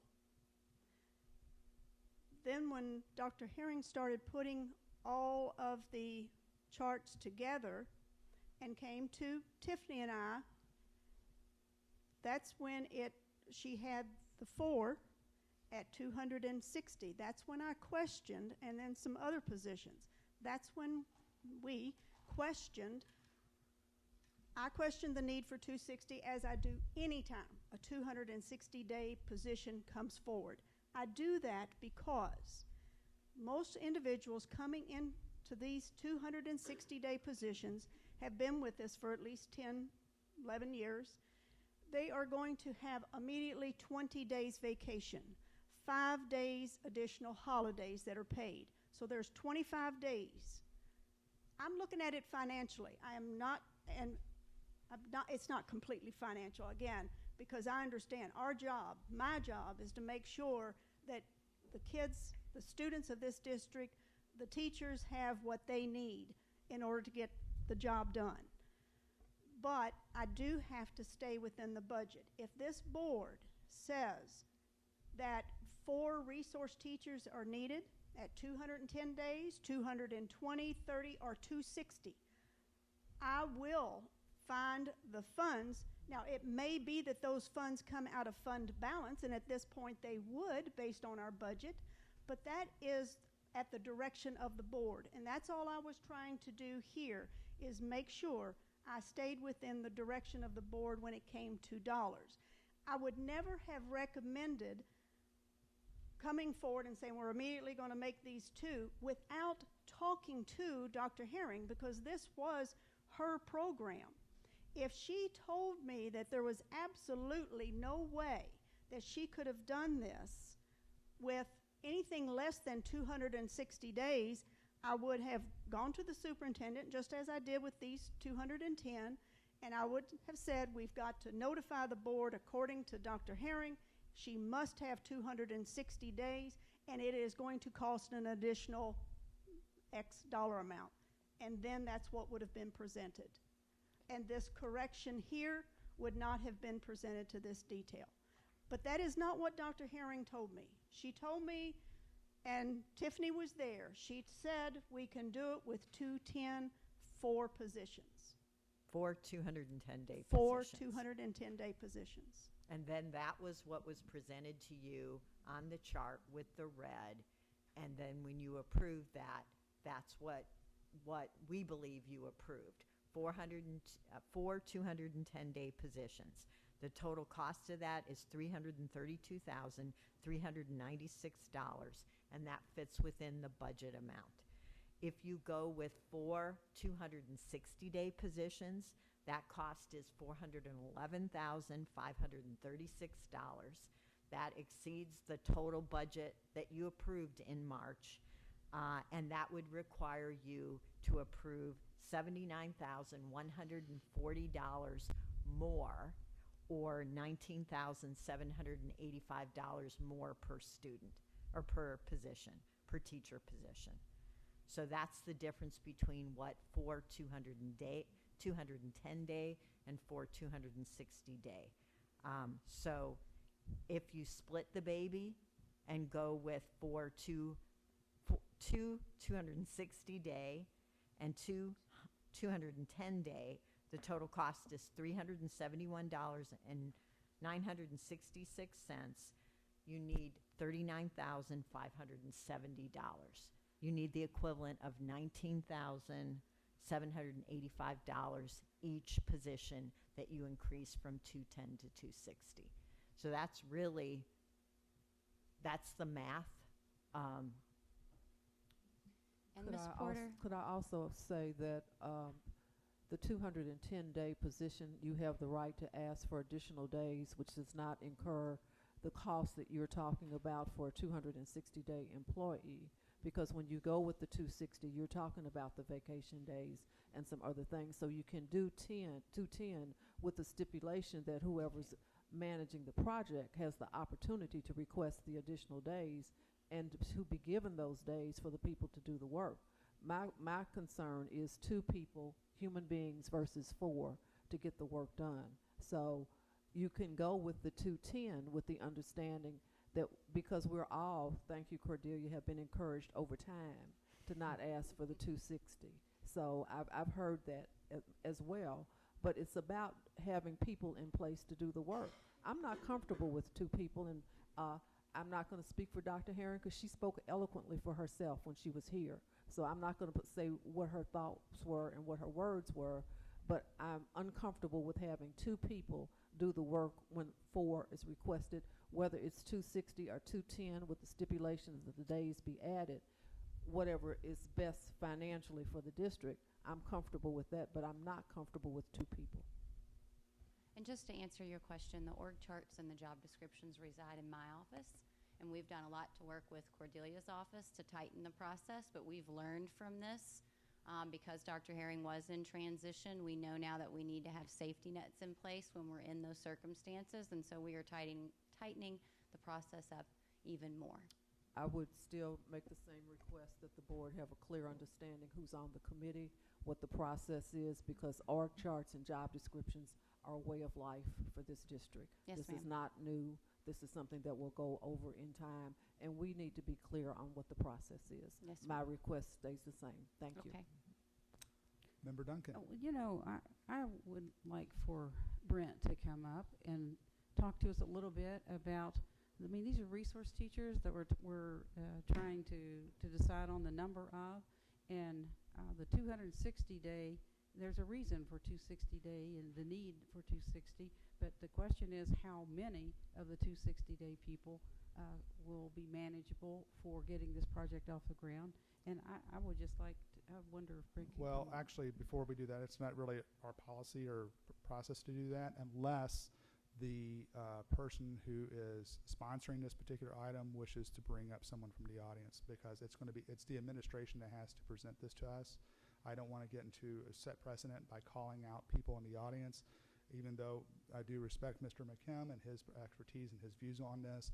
I do want to set the expectation that if it's the administration that wishes to bring someone up for the audience, and you can request that, but if the administration decides to do that, then that's fine. If not, then it's the administration that will be having to answer these questions to us. Well, then I would like for the administration to It's up to consider that. it's up to them. Sure, we certainly value Brent's opinion, and he can come forward to speak to it.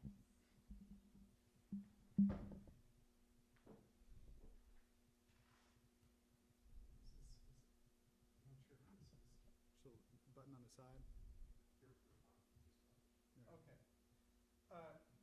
Our interest in having an effective implementation of deeper learning on behalf of the Teachers Association would be to have at least two, ideally more, but at least two individuals that would be on a 260 schedule and would be able to provide support and assistance, guidance, and expertise during the summer. I think much of what happens in the district is that summertime is when we're able to do some advanced planning and more long-range planning, and I think it's particularly essential when we're trying to make a paradigm shift from the approach we have taken to the approach of deeper learning, to have some continuity of support and expertise through the summer, with at least two at the least individuals, because on any one day, if you only have one, then that person may not be able to be available, or they may have a vacation or sick child or what have you. So having at least a couple, I think, would be very beneficial to provide the support and guidance that would be ideal for an implementation. Certainly, as the administration said, and as Dr. Herring said, ideally you'd like to have more, but I would say minimally two would be very beneficial. And I appreciate the opportunity. Thank One moment, please. Mr. McKim, Member Porter. so to get to the 260, there's more than one road to get to 260. So you can have a 220, a 210, a 220 with extended days, and you still have your 260 person. Am I correct? That's my understanding, yes. Okay, so the goal is the number of days, but you're not telling us a direct process to get to the number of days, because a 210-day employee, a 220-day employee is eligible to receive extended days that would give us the work year that you just described, which would eliminate some of the cost that the CFO has talked about. If we go straight forward with the 260-day employee, we'll still get the days and the work, but less cost. If you post it as 260, there's things that go along with the 260 that's an expense. If you post it as 210, 220 plus extended, you can still get the days, but you don't incur the total cost, if that's what we're talking about, is cost. Yeah, I think the operative principle is we want these individuals with particular expertise to be available throughout the summer for planning and support and expertise purposes, whether that's done with 260 or some alternative, like you described, of 220 plus additional or 210 plus additional. I think there's some flexibility in how that can be done, as long as there is an assurance that they'll be there to through the summer to help. Thank you. Member Kolb? So to me, there are two separate issues, well, at least two, but the most fundamental one for me is, first, what did we actually approve at the previous meeting? Since I'm the one that made the motion, I should clarify that when I made the motion, I was under the impression I was approving 4 260-day positions. And that's because, you know, all we can go on is the information that's given to us. And in the job descriptions, as you say, there was the 260-day job description for district research teacher, professional and deeper learning. You're now saying that the positions we approved were actually just a generic resource teacher position, right? The job description that you approved Is was a generic. the 260-day specific job description. The positions that you approved on the org chart were for generic. So where is this person working? That was a job description that was approved, not a person. So it was Well, just the job description. Why did we approve the job description? To hire somebody, right? Yes. Okay. So after they had been hired, where were they going to work? You approved a job description that was not yet on an organizational chart as we believed it that night because of the change we had made with Dr. Herring. I completely understand where your confusion was. It's not, no. This is what I need to make clear, okay? It's not my confusion, it's your confusion, okay? We caused confusion. I Yeah, accept that thank 100%. you. Okay. You know, it just seems rational that if you see this job description. I agree with you. And then you see it on an org chart, Yes, the sir. exact same thing, that's what you're approving, right? So that's the first thing, you know, to get straight is that's the job description. I'm sorry, that's the organizational chart. We approved 4 resource teachers at 260 days. Now, I'm open to a discussion about if that's what we stick with, but if we don't, we're going to need to amend that emotion. I'm sorry, we're going to need to, whatever the proper terminology is, you know, amend what we did at the last board meeting. If I could just clarify the difference between a job description. A job description is a separate document, and you approve job descriptions to set compensation. The org chart is the method by which you create or eliminate positions. So that's the actual positions that exist that then go into the system. But that's done through the org chart, not job descriptions. We have lots of job descriptions that we do not have created positions for. That are currently inactive. So, and again, we're owning that when Tiffany handed the sheets out, our regret is that we didn't say, everybody pick that up and let us walk you through what those red marks exactly mean. So we're owning that. We should have done that, and we will do that in the future. So, but that's how what you approve is the org chart, which is the positions. So, and again, we need to be clearer. We get that. So on the board update that we got last Friday, and then you just reinforced this point, it said that the mistake was discovered on Monday afternoon, yet we were not given this update until roughly 6:57 p.m. on Tuesday as we were sitting here preparing for the meeting. So, you know, that's at least 27 hours probably that elapsed between the time that you discovered the mistake and then the time that we were informed about it. Why was that the case? That's because I discovered that error late on Monday. I had to meet with Dr. Herring to make sure that what changes and that she was aware of the fact that we were way over budget. So getting to her schedule, I assure you, it was a top priority to try to work this out. And that's, I don't have any other excuse. I mean, that's what happened. suggestion for the future is, I mean, we could have been notified, sent a heads up that, look, there's a discrepancy here.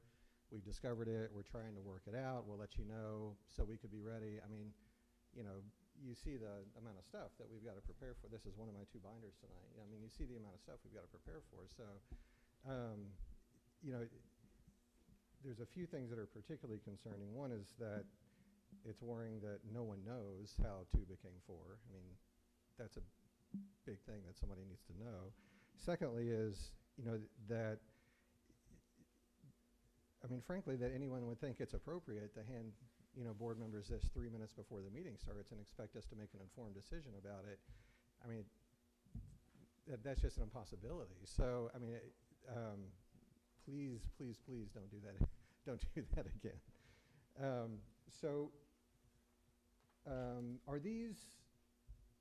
Are these positions, you know, whether they're 260, 210, these 4 resource teacher positions under deeper learning, are they completely new positions, or are there people moving into these positions, you know, The job from somewhere description else? that you approve for deeper learning is written for 260 days. It is a brand new job description, so there are no people in those positions.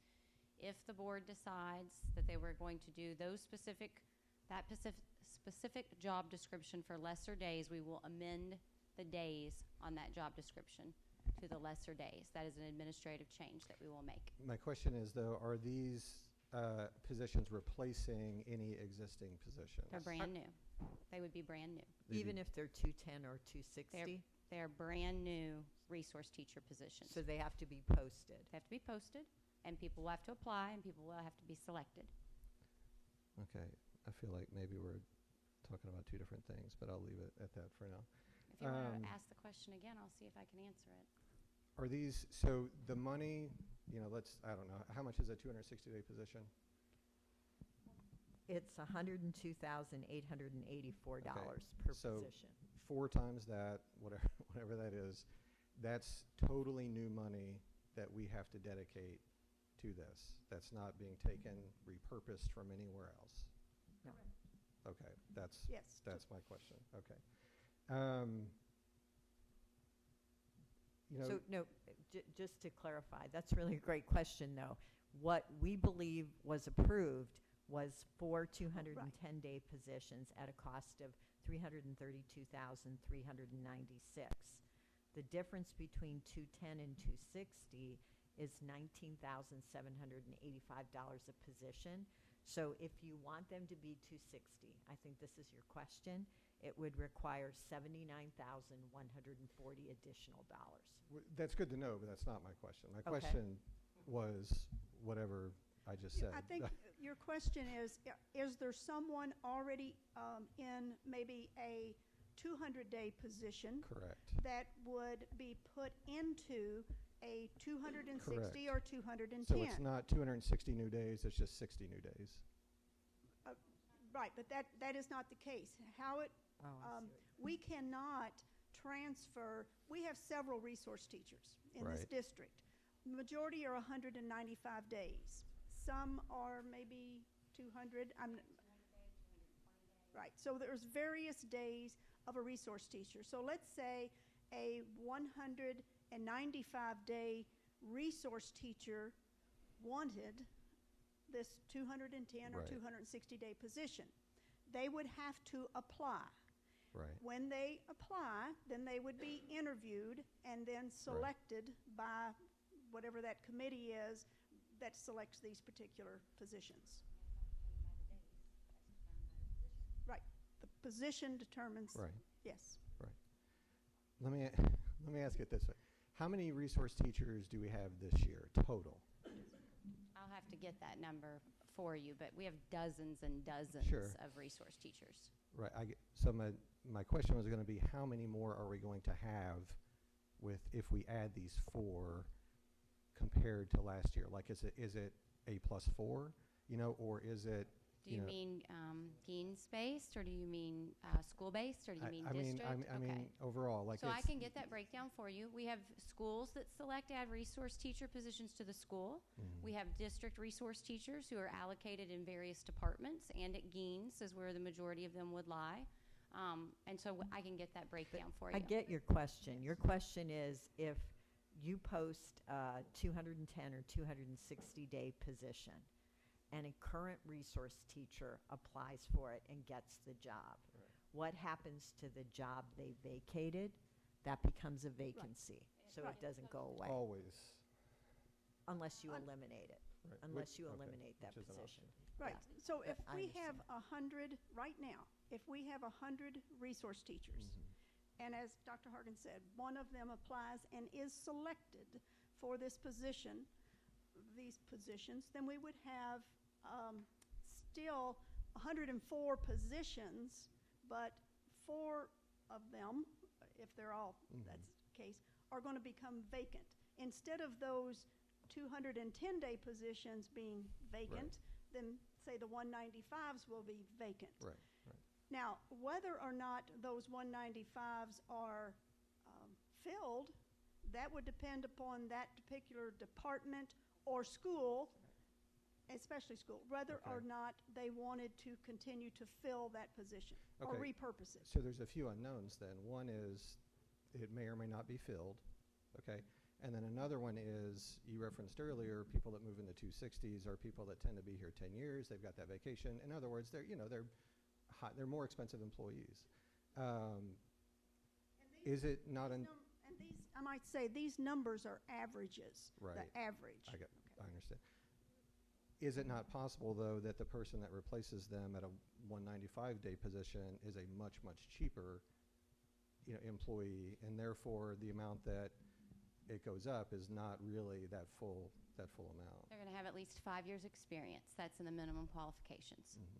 They're going to at least be a 5-year experienced teacher. My point is that, well, 2 related points. One, there are a few unknowns, they're unknowns. And 2, I'm sorry I have to ask so many kind of questions, but it's frustrating to feel like you have a little bitty piece of the picture. So I'm trying to create as much of the picture for myself as I can so I can make an informed budgetary decision. So coming to near the end, to me, the 4 260-day resource teacher positions for deeper learning, which is one of 3, things. I mean, that's beyond bare bones. That's below bare bones. So to me, the debate shouldn't be between 2 and 4, but between 22 and 24. I mean, this is infrastructure that we're creating for a real shift in what we want to do. Now, as I realize, I'm one of the 7 people that approved that $400,000 for this. I will play the new board member card a little bit here and say I kind of assumed that $400,000 wasn't the only money for deeper learning. If I'd have known that, my question would have been, I'm sorry. We were told it. Yeah, okay, well, I don't even, but my question would have been, are you crazy? I mean, $400,000 for deeper learning? No, we need $4 million, or more. So I guess I made an assumption there I shouldn't have made, but it seems like, I'm just wondering why we were brought a proposal for $400,000 when this is one of the 3 pillars of the strategic plan, not for much, much more. And that there is more money within the budget. When we go through the budget process, when the budget requests are submitted, every person submitting a budget request must tie it to the strategic plan to Vision 2020. And they identify deeper learning as one of them. This is not the only budget request that was tied to deeper learning. This was a specific program that the chief academic officer of this district at the time felt was needed to begin this piece. She also felt it needed to be expanded, yes, but 4 resource teachers at 210 days, she felt she could get the job done to start. Now, next year or maybe 6 months from now, when we get, when there's an interim chief academic officer in here, or the superintendent, may say, we need more. That can always be brought back to the board to say, we want 4 more, so now we want 8. Again, that is always that option, but I feel confident because of the discussions that we had with Dr. Herring. She felt comfortable to begin this process with 4 resource teachers was sufficient to begin with. The confusion that we had once we pulled the original budget request, that's where the confusion came of why she had 2 resource teachers, but yet she put 4 on this organizational chart. That's the only confusion when we say we don't know why it ended up in 4 when the budget request was 2. Is $400,000, is that all that Dr. Herring ever advocated for this budget? Oh no, she had 16 million actually total in the academics area. She started out with schools had requests that she monitored along with the assistant superintendents. I'm talking about just for this deeper learning. Oh, for deeper learning, Right. yes. This is the only one specifically for this particular program, yes. That I'm. Yes, originally it was 3.2 million, is that right? Yes, it was originally 3.2 million. The cabinet met. We went through priorities. We said, all right, we've got $18 million at the time is what we were working with. We ended up, then we said, okay, we'll get to 20 million, and then I believe we ended up at 23 million that we have requested that you all approve. So in that process, when we took the yellow chart, we got up there, we made notes, every cabinet member participated, and it went from, when we saw the 3.2 million for deeper learning, we said, okay, we've got all these other priorities too. So, because ESL was, I believe, almost $4 million. I forget some of the others. But anyway, there were several requests. So Dr. Herring, Dina Dawsett, and the rest of the cabinet said, we can start. This is a phased-in process. So we will start with this need. The need was said we can do it for $400,000 this next year, and then in 18-19 we will expand. Just a concluding comment, and then I'll cede the floor at long last. To go from 3.2 million to 400,000, to me, it defies belief a little bit that she would start with 3.2 million and say she was comfortable with 4. Now I know that's what she said. I know she was here. But that's 1/8 of the amount that at some point she thought was needed.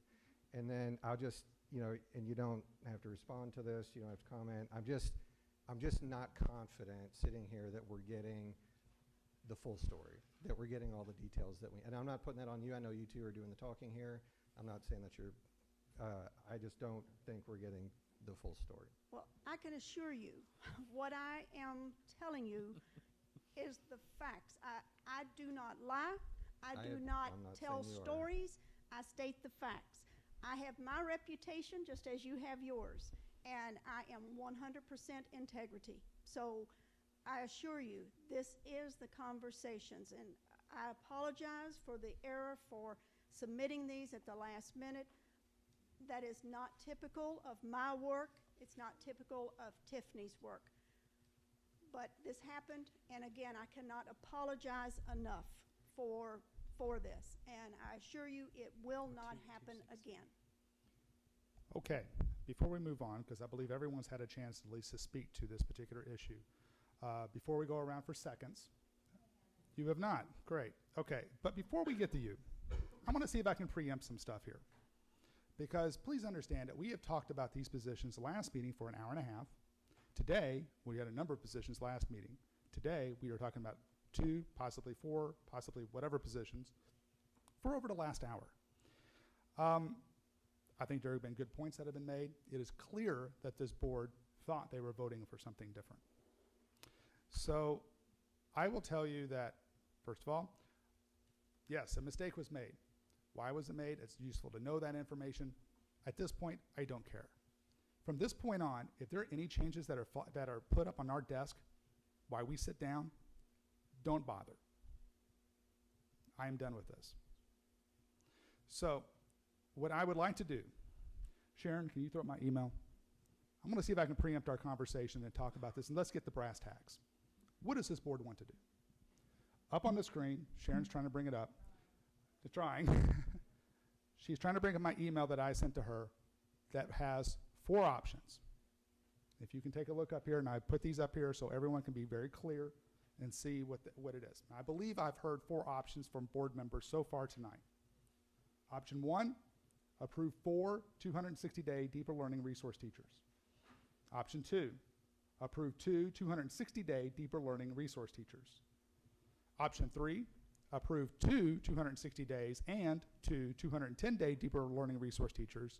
And option 4, approve 4 200-day deeper learning resource teachers. Option 4 being what the administration assumes that we approved. Option 1 being what I think some, if maybe not the majority of board members, thought they approved. My question to the board at this point, and I'm not trying to cut off anyone's concerns or comments, but I also want to move our meeting along because we also have the budget, and I'm sure you're going to discuss some of these items to discuss, and that's a critical issue. That's time sensitive. But would it be would you agree that maybe we should focus in on this and figure out what we're going to do? Member Geese, please. I hope you'll be very happy with Thank me you. because I was prepared to call the question. I think we need to vote on this and resolve this and get this taken care of. Okay. So I would like to make a motion in favor of option 1, approve 4 260-day deeper learning resource teachers. There's a second. Any discussion on the motion that is at hand? Member Horn. I guess I prefer to discuss after there's a motion. So I think that I'm a little concerned just about the process we're using in general. Information items, we agree to work, have informational items one meeting, and then we agree to have action items the next. Whenever we do this type of thing, it ends up like this where, we get it on Wednesday and it does get vetted, and that's why we usually have it as an informational, and then during that week in the board meeting, people get to bring up things, and then it comes back and it's in better shape. So we violate our own process, and then we complain that we're rushed, and we also have a process to do budgets, and budgets are made in January, and we revise them along the way. And so yes, we can do this today. I just prefer to have information ahead of time. I'm not ready to, I didn't, I don't know. Again, it seems really sketchy to be voting on this because I know that principals, there's 100 principals that are less than 260 days. So our school-based decision, just people that are in schools, deeper learning happens in schools. So we do need to facilitate deeper learning on the management level, but deeper learning is music instructors and arts educators, and to me that's what deeper learning is. And so I am glad to listen to the different options. I just think that the process that this board is going through, I think that we're blaming other people for potentially our own selves. So I'm going to try to be graceful about this, but I'm really concerned that we need to follow our own rules by having the informationals and then come at the next time. And that's just why we're in this position. We shouldn't, our job is to talk to Dr. Hargens, and we have to make sure that we have a lot of good professionals here, and they're, it's just concerning. So I'm going to stop talking and let you all vote, but I'm uncomfortable with the whole situation that just happened here and just want to make sure I register that. Okay, thank you, Member Horn. Any other further discussion? There's a motion on the floor to accept option 1, which is approved for 260-day deeper learning resource teachers. There's a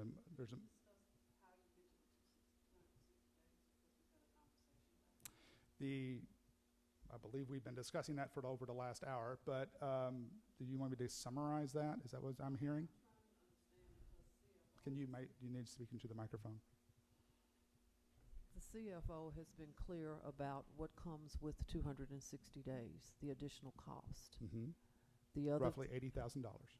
The other thing we discussed was getting to a 210 to 20 with extended days, which I don't see that listed anywhere of any of the options that are up there. So I guess that was not heard. Is that something that you would like to amend this particular motion to include that option? Yes, I would like for the motion to read to get to that we would have the opportunity to get to the 260 days by starting at a base of 210 days and adding the additional days to get to 260 as needed. Because I think Board Member Horn made a point of saying that in many of our schools, we do not have principals for 260 days. But also I heard Mr. McKim say the importance of having people on board during the course of the year to do the planning during the summer. So I think we could accomplish both by adding the extended days and then not adding the expense that CFO Harden described. So that's my recommendation. Okay. Can you put that a bit more succinctly so I understand exactly what your motion to amend the motion on the floor is? So we are on option number 1, am I correct? Well, basically you're amending, from my understanding, is to add an additional option. So we'll call this option 5. So and to consider that. So that's the way I read understand what you're saying.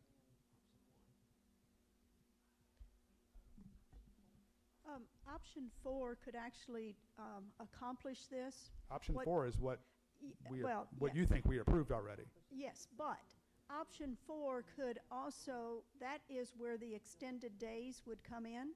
So the position could be 210 with the understanding if additional days are needed, it could be up to, say, 30 additional days, which would end up making the 240, but that gives flexibility in that they are not locked into a specific calendar. Those extra 30 days could be used however the department head so needs that individual or individuals. Actually, those additional 30, 35 days, if you approve 4 210 days, you could have 2 that work some particular days. Maybe it's, I'm talking about the extended days. They would not all have to work the same extended days because it is not part of the calendar itself. Everyone is tied to a specific calendar. And those optional days, those extended days, gives the department head a lot of flexibility as to when they need them to work.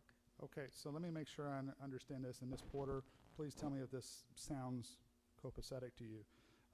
Amend option 4 to be flexible to add up to a total of 260 days if needed. Is that appropriate from Ms. Harden? Extended days. To add a total of 260 extended days? Well, add extended days totaling 260. Okay, thank you.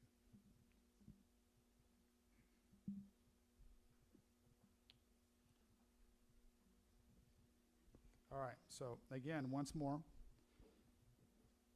Ms. Porter, please correct me if I am incorrect on this. So if I'm understanding Ms. Harden and the intent of your amendment, you're proposing to amend the current motion on the floor to amend option 4 to read to approve 4 210-day deeper learning resources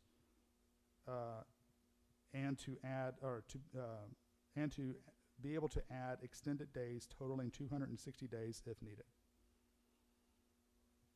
Am I hearing you correctly? I think so. All right, that's your amendment. So is there a second on that particular amendment?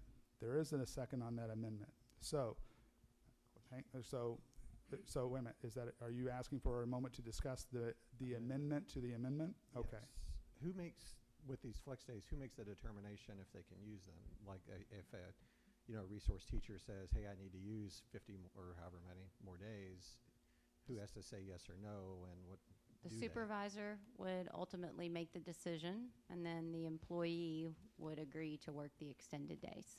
And so are we talking about if a resource teacher, one of these resource teachers comes to their supervisor, which would be the coordinator of deeper learning, is that right, per the org chart? Yes. And are they going to be told yes, essentially? Like, are these days actually going to be available, or? So one of the issues that we face with extended days is that they might have a week over winter break, for instance. Extended days can only be worked on non-contract days, so days that people aren't already being paid. Mm-hmm. And so if winter break are not days when these people are scheduled to work Mm-hmm. per their calendar year, then they might work 5 days over winter break. Mm-hmm. So the supervisor might say, I want you to work these 5 days. And the employee might say, I've already got a vacation plan. I'm going to see my family in. And so then they have to work together to come up with a calendar that is suitable. That is one challenge or disadvantage to extended days. But it usually can be worked out. Member Horn. Is there a chance that, sorry, just one follow-up. Is there a chance that someone would tell either the coordinator of deeper learning or the coordinator would tell the teacher that, I'm sorry, I know you think you need to work these 30 extra days, but you just can't, we can't pay you for them? Well, no one other than the supervisor should say that. Now, of course, the supervisor should be the one that has the full plan and what is needed. So I don't feel like that. I know if I were in that position, and it's sort of like even like overtime. When one of the clerical staff comes to me and says, this project needs to get done, but I don't have enough time to get it done during regular work hours, I'm going to know whether they have been working diligently at the project and whether the project can get done on regular time. If it can't, I am definitely going to say, yes, please work the overtime, no problem. And that's what the coordinator is going to make sure the job gets done. And so if those days are needed, then they obviously would approve those. Yes, and they would be budgeted for, so that would not be a problem. Before we continue on this, just for clarity's sake, I would like for us to consider that, Member Kolb, if you can remove, and if it's admissible or permissible, or agreeable, I should say, with Member Geese, because you seconded it. Okay, made the motion and you seconded it, my mistake. If you two would drop the motion, because I have what we're about to do is we're going to amend option 4 to what Ms. Porter has suggested, and then we just do a straight vote where we just say, hey, who all's in favor of option 1? You all raise your hands. Who all's in favor of option 2, option 3, option 4? Whoever has the most votes wins. Actually, well, at that point, I think it has to be 4 for any one of them, correct? That's correct. I think there's one motion on the floor that was made by Member Geese and seconded by Member Right. for option 1. And I was asking if Member Geese would remove that motion so we can get a little bit more of a cleaner vote here. I think though, I made the motion, it was seconded by Chris, that motion was amended by Ms. Porter. So that's where I'm asking if we can start from 0 here. And why not just vote on what she amended? Well, which is what I want to do. So I want to make that an individual motion, so it's not an amendment to the amendment that you made. So I'm trying to be clear on this, so we're all on the, I'm trying to take us back to 0 here. And that way we can, we'll add the modification that Ms. Porter is asking for option 4, and then we'll do a straight vote. And council, is it straight majority, or is it, do any one of these options have to get 4 votes? I think there should be one motion on the floor. I would suggest that Member Gies and Cole might withdraw their motion and have it replaced with Ms. Porter's motion if someone wants to second her motion. Right. All right. So, does that make sense? I have to talk to member, it's Member Geese's motion before It seems to me like we've at least seemingly come to a consensus on option 4 with the amendment that Ms. Porter put in, so I don't know why we're taking time to vote on 1, 2, and 3. Well, that wasn't what was at this point. We haven't made a consensus. We're making a consensus to add and modify option 4. So tell me what you want to do to option 4. Well, first of all, I'd like to have you remove your motion. And once you remove your motion, then we can concentrate on having, of letting Ms. Porter modify option 4 to add the details that we spoke of just earlier, and then we can vote on all 4, including the modified option 4 that Ms. Porter is discussing. And then if you wish to not vote on option 1, you don't have to. You just vote on option 4. Why don't we just call the vote for option 4? Because currently option 4, we haven't voted to modify it yet. There's a motion, but there hasn't been a vote to modify yet. Well, it hadn't been seconded, I don't think. That had been seconded. Member Duncan seconded. Oh, okay. So, yeah, we're getting a parliamentary chaos here. So, yes, Member Cole. I don't think Ms. Porter's motion can amend Mr. Gies's motion. Right. So we would have to remove that before we Which can is even what I'm vote on trying that. to do. Right. I don't think we were clear on that. Okay, I understand that now and can drop the motion. Thank you. Thank you. So, Member Porter, would you please reiterate your motion to amend option 4 to, if I'm reading this back to you correctly, to approve 4 210-day deeper learning resource teachers to be flexible by adding extended days totaling 260 days if needed.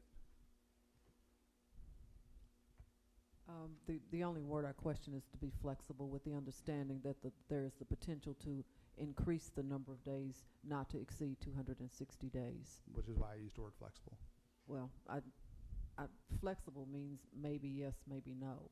That's not what I was hearing. Not to exceed 260 days means that it's there on paper, that it's available for them to do that. So yes, that's my recommendation. So that motion has been made. Is there a second? Second made by Member Duncan. All those in favor? All right. So that, all right. 5, 4, 1 opposed. Okay. So at this point, option 4 reads a little differently. What I'd like to do is, and I understand if there people have some more discussion, we can do this, but understand I think we're beating a dead horse here. What I'd like to do at this point is just straight up vote on these 4 options. So, all right, we just voted to amend option 4. What I'm trying to do is actually vote, we can vote officially on option 4. Can we just call the question to vote on option 4? We could do that. Let's but do that. There needs to be a motion for that. I motion for the as amended option 4 from Ms. Porter. Okay, so that's the, Frank, am I correct on this so far? Yes. Okay, so the motion on the floor is to approve option 4 as amended. Is there a second? All right. Second made by Member Duncan. Is there any discussion on this? Member Cole. I mean, like I said earlier, to me, 4 260-day positions is bare bones. I'm worried that, you know, even if there are flex days up to 260, they won't be used for one reason or another. I'd rather build in some regularity. It's a new initiative. It's something we need to put some real, a real foundation underneath, and I just want folks to know what to expect. And I think 260 is what we need to do if we really want to support deeper learning. Member Gies. And while I largely agree with what Member Kolb is saying, I think that we've arrived at the most agreeable situation considering our set of circumstances. Member Duncan. I would only add that it also gives us flexibility for next summer. They might not need 50 days. Each one of those may not need that extra 50 days because of the planning that was done and whatever else we need to be working on at that point. So I think it does get some flexibility in here. Any further discussion? Okay, so motion has been made and seconded. All those in favor of approving option 4, raise your hand. All right, 4 votes. All those opposed? 2. So the motion passes 4 votes to 2. All right, so this item is closed. So what I'd like to do in regards to item C, which is the, give me one moment here, which would be the recommendation of approval of job descriptions. And the reason I pulled down C in relation to D is that I was unsure as to whether or not we needed to actually amend the job description that we approved from last week, because last week's their job description clearly said 260 days.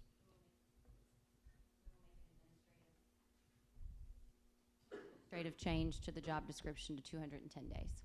My question is, do I feel that that actually needs to be voted on right now? Oh. Does that need to be voted on right now? I'm looking at council. I believe it does, if what the board approved is different. This is what and this is why I say that job descriptions are tied to job org charts, where their argument was made that they're not earlier, but I think they are. I don't want discussion. I don't want discussion. So what I would like to do now is I would like to make a motion that the deeper learning resource teacher that was approved at our last meeting, the days on that are listed as 260 days would be changed to 210 days with the availability of extra, hang on, let me get my verbiage, of the availability of adding extended days totaling no more than 260 days. Can I ask if you would approve, or would you prefer to have it say as approved by the board as you have on other job descriptions, so there is flexibility in the future to change the number of days? Other job descriptions say as approved by the board so that you and directors can change the number of days moving forward. I believe so, so we can add that. So the motion has been made by me. Is there a second? Second made by Member Duncan. All those in favor? All those opposed? Okay, well now we have a conflict because we have a job description that says 260 and we just approved something that said 210. So my question is, and I'll look at legal counsel, how does this proceed? I'm going to ask the HR expert to give their opinion on that. The organizational chart, I know you don't want discussion, but the organizational chart has the job title, resource teacher. That goes along with the job description called resource teacher with the number of days as approved by the board. So you could approve 150 days, 195 days, 210, 220, whatever the organizational chart says. That is what you approved. The job description called district resource teacher is not on any organizational chart at this point. When I was looking at the job org chart, I thought it clearly said district resource deeper learning. No, sir, it says resource teacher. I'm gonna look at a council to make sure that, is that agreeable?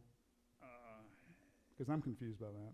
I will admit I'm confused too, but if Cordelia is saying that the language allows that flexibility, that is what you're saying. And anything less than 50% that doesn't make major change can also be changed. That's why I said before that with the number of days, we can make those administrative changes also on the job description. So from what you approved before, it's clear there what you indicated, and we will make the necessary change to the box on this organizational chart. And we have that clear direction from the board. We are very clear in what you approved. We'll make certain that this organizational chart reflects that, and this job description will have the number of days and as approved by the board, so that it will be exactly what you have approved.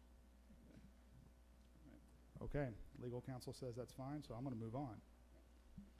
So at this time, I'm going to move on to our next item, which is item R, which is recommendation for approval of tentative budget for fiscal year 2017-18. At this time, I'd like to turn it over to CFO Harden, or would you like to introduce this? We'll turn it over to CFO Harden to introduce this item.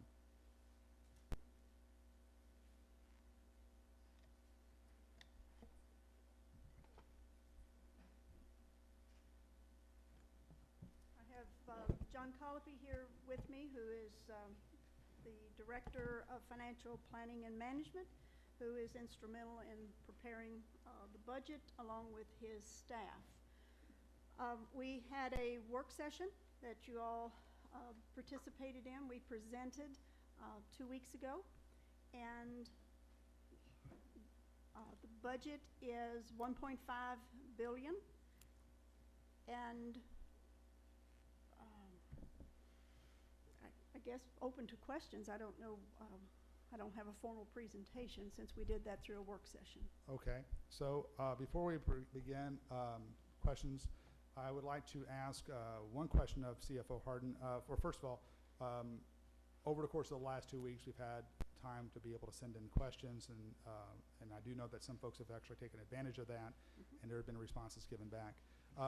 Before we move on to questions, I'd like to know very directly, if this budget is not approved, what would be the consequences of that? I've had this question come up before, and I had to ask the Kentucky Department of Education as to what would happen. By statute, it is required that we submit the budget, the tentative budget, by May 31st.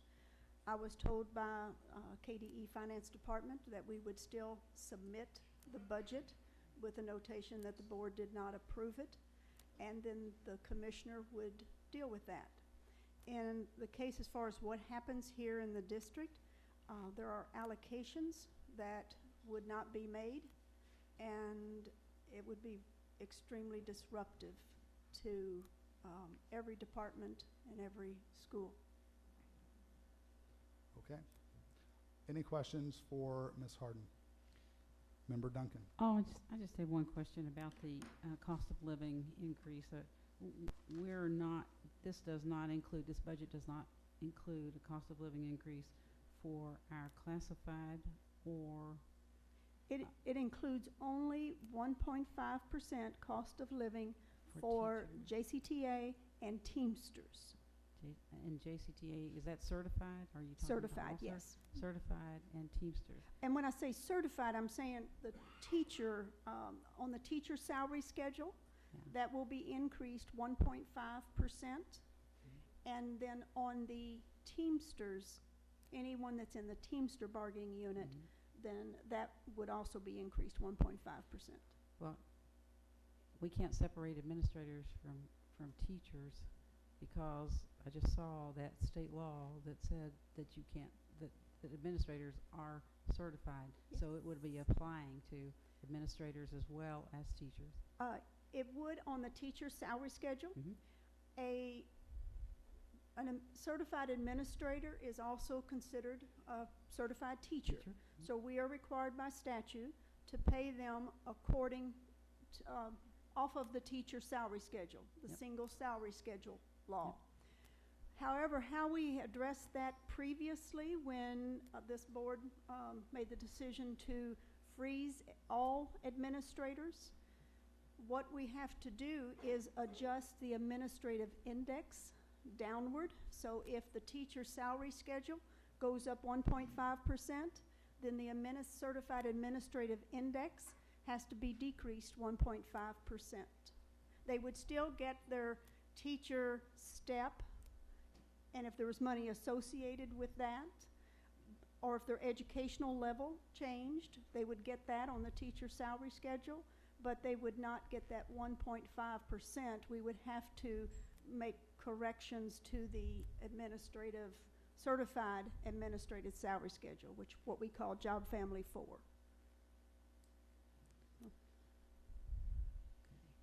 How much does it cost to include the classified?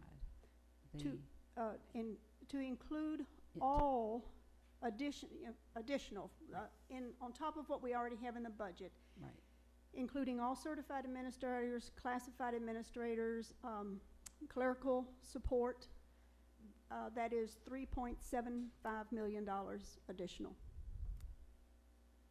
Okay. Is that all? Yes, yes, ma'am. Yes. Any further questions? All right. Hearing that there are no other questions, I would like to ask for a motion to approve the tentative budget for fiscal year 2017-18. Is there a motion? Motion made by Member Horn, second made by Chair Brady. All those in favor? All opposed? Motion passes 5-1. Thank you very much. At this time, I want to go back, and I do realize that item C, even though I asked for an amendment, there's actually a position within item C that we actually do need to look at and approve. So I would like to quickly just call for a motion to approve item C as is. This does not have any new modifications or anything regarding what we just talked about. Is there a motion? Motion made by Member Kolb. Is there a second? Second made by Member Horn. All those in favor? Motion passes unanimously. All right. Now we're on to item U. Item U is the recommendation for approval of revised school allocation standards for usage in fiscal year 2017-18. Member Duncan, I believe, pulled this item down. Ms. Duncan? Just a question about the centralization of our custodial work. And I just had a question. Maybe Dr. Razor can answer this. What does this do to the authority of principals in terms of the custodians working in their buildings? Does this have any impact on that authority? No. As far as the evaluations, those will be done by the maintenance staff, the people who know the work that is to be getting done. However, the relationship inside the building should be no different. You know, there's going to be that still ownership of this is my building and these are my custodians. That relationship isn't going to change except on the organizational chart. And the principal will be able to direct custodians? Yes. Now, I'd be lying if I said we had a situation where if there was a custodian or a plant operator who 6 hours a day was being pulled to cafeteria duty or something like that, you know, that would probably have to be addressed. But they're still going to be at the direction of the principal. Okay. That's it. All right. Any further discussion? Member Porter? I would like to know that can this be evaluated and analyzed after a year? Because there's been a lot of discussion that I've gotten from my principals since this was presented as to whether people are on board 100% or not. And I think it's unfair to jump out here and do something as massive as this is without perhaps it being a pilot for the first year to be evaluated to move forward. I understand what you said about how principals were asked and we got their comments or their yes or no's, but since that conversation, I mean, I've heard from principals that we're not a part of a decision-making process, and I think it's important for anybody that's a principal of a school to be a part of the process. So this is something new and innovative. I'm not saying that it's not that, but I would ask that we evaluate this at the end of the year to see how effective, or maybe 6 months, 9 months, and a year to determine how effective this new process is working, please. Sure. The one thing that I would ask for is I think 2 years would be a fair assessment, because some of the stuff we're going to be doing this year is going to be benchmark data, you know, to see some of the things that we know are happening where buildings aren't being maintained, and work orders then are being tied to those. So I think over 2 years you could see that, and at the end of a year, also, I think we all know any program we implement, at times there's an implementation gap or an implementation bubble as you're getting something up and off the ground. But after 2 years, if this wasn't working, by all means, I would say let's try something new or old. Any further discussion? All right. Is there a motion to approve item U? Motion made by member Duncan. Is there a second? Second made by member Kolb. All those in favor? All opposed? I'm sorry, Ms. Horn, is that approve or those approve? Okay, motion passes unanimously. Now on to our last item, which is item BB, the recommendation for approval of board policy, second reading. Ms. Duncan, I believe you pulled this down as well. Yeah, I just had a question about the responsibility of contacting students who have gone under a voluntary withdrawal, 18-year-old students, and our commitment to contacting them 2 times in the year following their withdrawal. Will this be the responsibility of the counselor? And if it is the responsibility of the counselor, does this, I mean, it's sometimes very difficult to keep up with these. So is it a good faith effort to contact them? Is that what we're making, is a good faith effort to contact students? And we're not going to be penalized if they can't get them. Is that right? Dina, is this through Yes, so this pupil would- services? Right, the first contact would be made at the school level by whoever the school designates to follow up, and then the Office of Pupil Personnel can also do a follow-up reach out to those students as well. But it would be a good faith effort to reach back out to those students. Very good. That's it. Any further discussion? Is there a motion to approve item BB? Motion made by member Duncan, second made by member Geese. All those in favor? Is that approved? Thank you. Motion passes unanimously. Now we are finished with consent agenda items. We are now moving on to the board planning calendar. Is there any discussion regarding the board planning calendar? Member Horn. A couple things. When we were in the finance committee, we discussed how the board priorities for funding for 18-19. Remember how we're kind of dwelling in 3 different budgets all at once. We're auditing the past, we're moving in the current, and then we're looking for the future. So for our planning calendar, if we need to have, like, I think it's like September is when we actually, like, they're making it moves on. You know, the train leaves the track in September.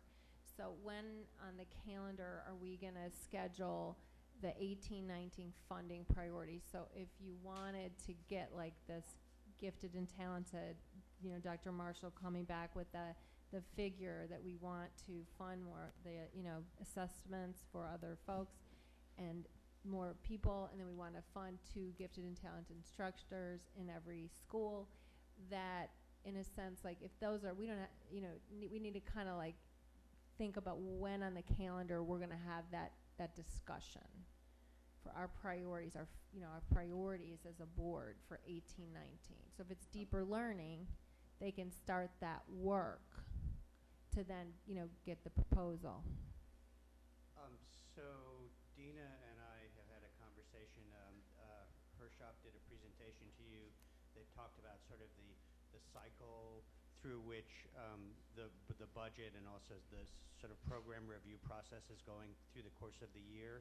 And within the next week or 2, we're going to be sitting down with that cycle against the board calendar in order to bring forward recommendations first to the board chair and vice chair, and then ultimately to the full board of you know, recommended times when we could have those conversations.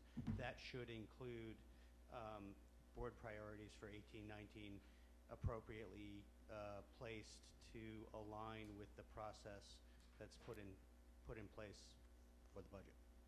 Okay, so, I mean, next board meeting, we should see something pop up, because we're going to have a retreat, which is very great timing, you know what I mean, on the 14th and 15th of July. So that should be able to flesh out, like, some things, and then after retreat, we can, like, have a board meeting and then have a second board meeting, you know, informational, you know what I mean? So it looks like we're probably looking, I mean, that's. And the timing of the meeting is, you know, in contemplation of the board retreat and you thinking forwardly about things. Right, we just don't want to miss the window because we keep kind of missing the window as a board to determine our self priorities, not just what management thinks. We as a board are driving the bus. And then the other thing was, and just one other comment, in the last board meeting, we had asked that an arts agenda item come on so that we could flesh that out. Management could flesh that a little bit more out. If that is one of our key priorities, we want to make sure that there's an agenda item. I don't see that that was addressed, and I may be missing it, but has that been put on the agenda? That was a request at the last meeting by a couple board members. That is currently placed on the sort of on-deck list of things that will be brought forward. It has not been placed on the planning calendar. As I said, we're hoping to bring forward a more comprehensive set of recommendations in the near future. I don't see it. I mean, I don't see arts. Am I missing something? I just don't see it on the on-deck issues even. I will double check, and if it's not on it, it should be on it. You certainly brought that forward at the last meeting, and we'll make sure it gets added. Any further discussion? Member Duncan. Dr. Hargens, do you think we need, or that you need to think about maybe designing a policy concerning risk management training for our staff or for our administrators?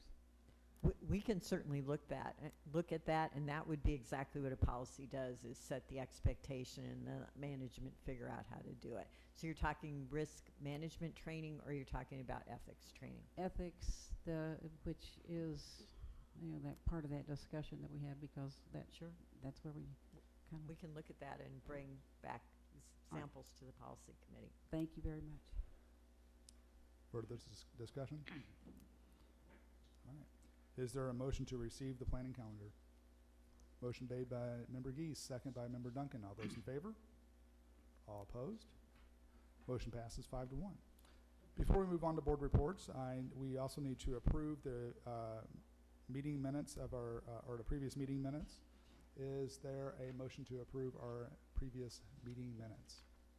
Motion made by Member Kolb. Is there a second? Motion made by second made by Member Horn. And there's a discussion. So Member Kolb.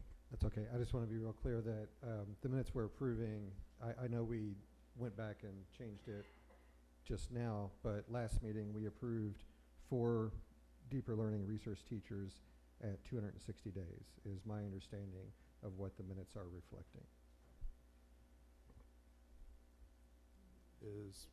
Okay, so is that a motion or? Oh, okay, sorry. That's just, when I make the motion to approve the minutes, I just want to clarify, that's my understanding that that's what we approved last meeting. All right. Any further discussion on that or any other issue within our minutes? Okay, is there a motion to, there's actually been a motion to approve and a second. All those in favor of approving the minutes? Motion passes unanimously. Now on to board reports. Are there any board reports? Member Geese. Yes, I'd just like to take this time, since tomorrow is the last day of school, to thank all of our teachers, principals, support staff, everyone who made this school year what it was. A personal report on top of that, too. I'm wrapping up my first year of teaching as a social studies teacher, the county over in Oldham County Schools. Today, my students just wrapped up their K-Prep assessment, and so I know that K-Prep can be almost as exhausting and exhilarating and stressful for our teachers as for our students. And so I just ask that as we close out this meeting today, that we keep all of our teachers and students and everyone who makes this district run at the school level, we keep those people in our minds, and that when we see them out and about in the summer, know that those teachers, it's not just a summer break. They're out there working hard each and every day throughout the school year and throughout the summer. So thank you to all of our District 4 teachers and support staff, as well as to all of our teachers throughout the district. And of course, we want to wish a happy, but still a mindful and opportunity for learning, certainly, this summer to all of our students, who I'm sure are very excited for tomorrow. Any further board reports? Member Porter. A few things I want to quickly mention as we head to graduation season starting tomorrow. Some other programs have had end of the year activities. We have a work transition program that operates out of the Aaron's building for students that are special needs students that are in the program until they're 21 years old. So they have had their end of the year program to celebrate not only the students but the employers that put these young people to work. And this year I noticed that Panera has been added as an employer for our students as well as several of our hospitals. So I think it's appropriate as we talk about collaborations within our community to mention that fact that we are working in our community for the good of our students. And I had an opportunity to go to the Heiser Learning Center to see the production of Little Red Hen. Again, another program and another opportunity of choice for our students that need that. And I was at the Ollie Center for a packed house for the Street Academy celebration. It was fabulous to see so many young people and their parents and their brothers and sisters and aunts and uncles. There was a chess tournament at BIC that was amazing. The Lincoln Foundation had their Whitney Young Scholars program, and I'm so happy that we're not just saying students now, we're saying scholars. And this is a program that's been in effect for a very long time. Today I went to a press conference with National Center for Families Learning and a collaboration that they will be doing with JCPS, Adult Ed, 201, and this is important because it talks about parent engagement, and we're always talking about what can we do to enhance parent engagement. Saturday, I think everyone knows that Beautiful was at the Kentucky Center for the Arts, which is the Carole King story, and in that play we had a graduate from YPAS who had a leading role, and we had a student that graduated from Lexington, Kentucky in that production, and it was great to see our students grown up and doing bigger and better things. So that was amazing also. And today, first of all, I want to give a shout out to Dr. Razor and his staff, because today at BIC Elementary School we had a celebration with the Texas Roadhouse folks, and thanks to his staff we had a school that had the grass cut, flowers planted, and it was things that we take for granted. Neighbors came over and said the school had not looked like that in 18 years. And I didn't know whether to cry or to celebrate, because for 18 years we've let that building go. But today, for this day, for these kids, for the 600 plus kids at BIC Elementary, everything was in place and perfect for the kids. And that's important. So as we talk about equity issues throughout the district, that's one that we know that we can continue to work on. But I'm saying all of that to say to Dr. Razors and his staff that they jumped in and did a complete turnaround in 24 hours to make it possible for Texas Roadhouse, and it was so successful today. Texas Roadhouse all year has sponsored attendance incentives for students and staff at our 17 priority schools. It's 2 elementary, 8 middle, and 7 high schools. BIC finished this year strong with 94.8% attendance rate, 94.8%. 287 students have been recognized during the students and teachers have been recognized during the course of the year with the help of Texas Roadhouse at a drawing every month that allowed them to go for free dinner. And the celebration today at BIC was phenomenal, and Texas Roadhouse was so impressed with the BIC students that they plan to go back and do a Thanksgiving dinner for the students and their families at BIC. The kids were amazing, little kids looking at the armadillo saying, "What is that?" Just looking up like, "What is that? Who is that?" But Texas Roadhouse has sponsored $16,000 this year, and because of collaborations with companies in our community, we're able to do this not only for our kids, but for our staff and for our families. So a special shout out to Texas Roadhouse. A special shout out to all of the schools that fought to get to this day, because it was a close 1 and 2, and I'm happy to say the 1 and 2 were in District 1, and so I'm very proud to say that. But we don't talk enough about the good things that are happening for our students, so I wanted to kind of almost end with that, and I want to go back to what Dr. Colby and I started with at the beginning with the violence that is going on in this community.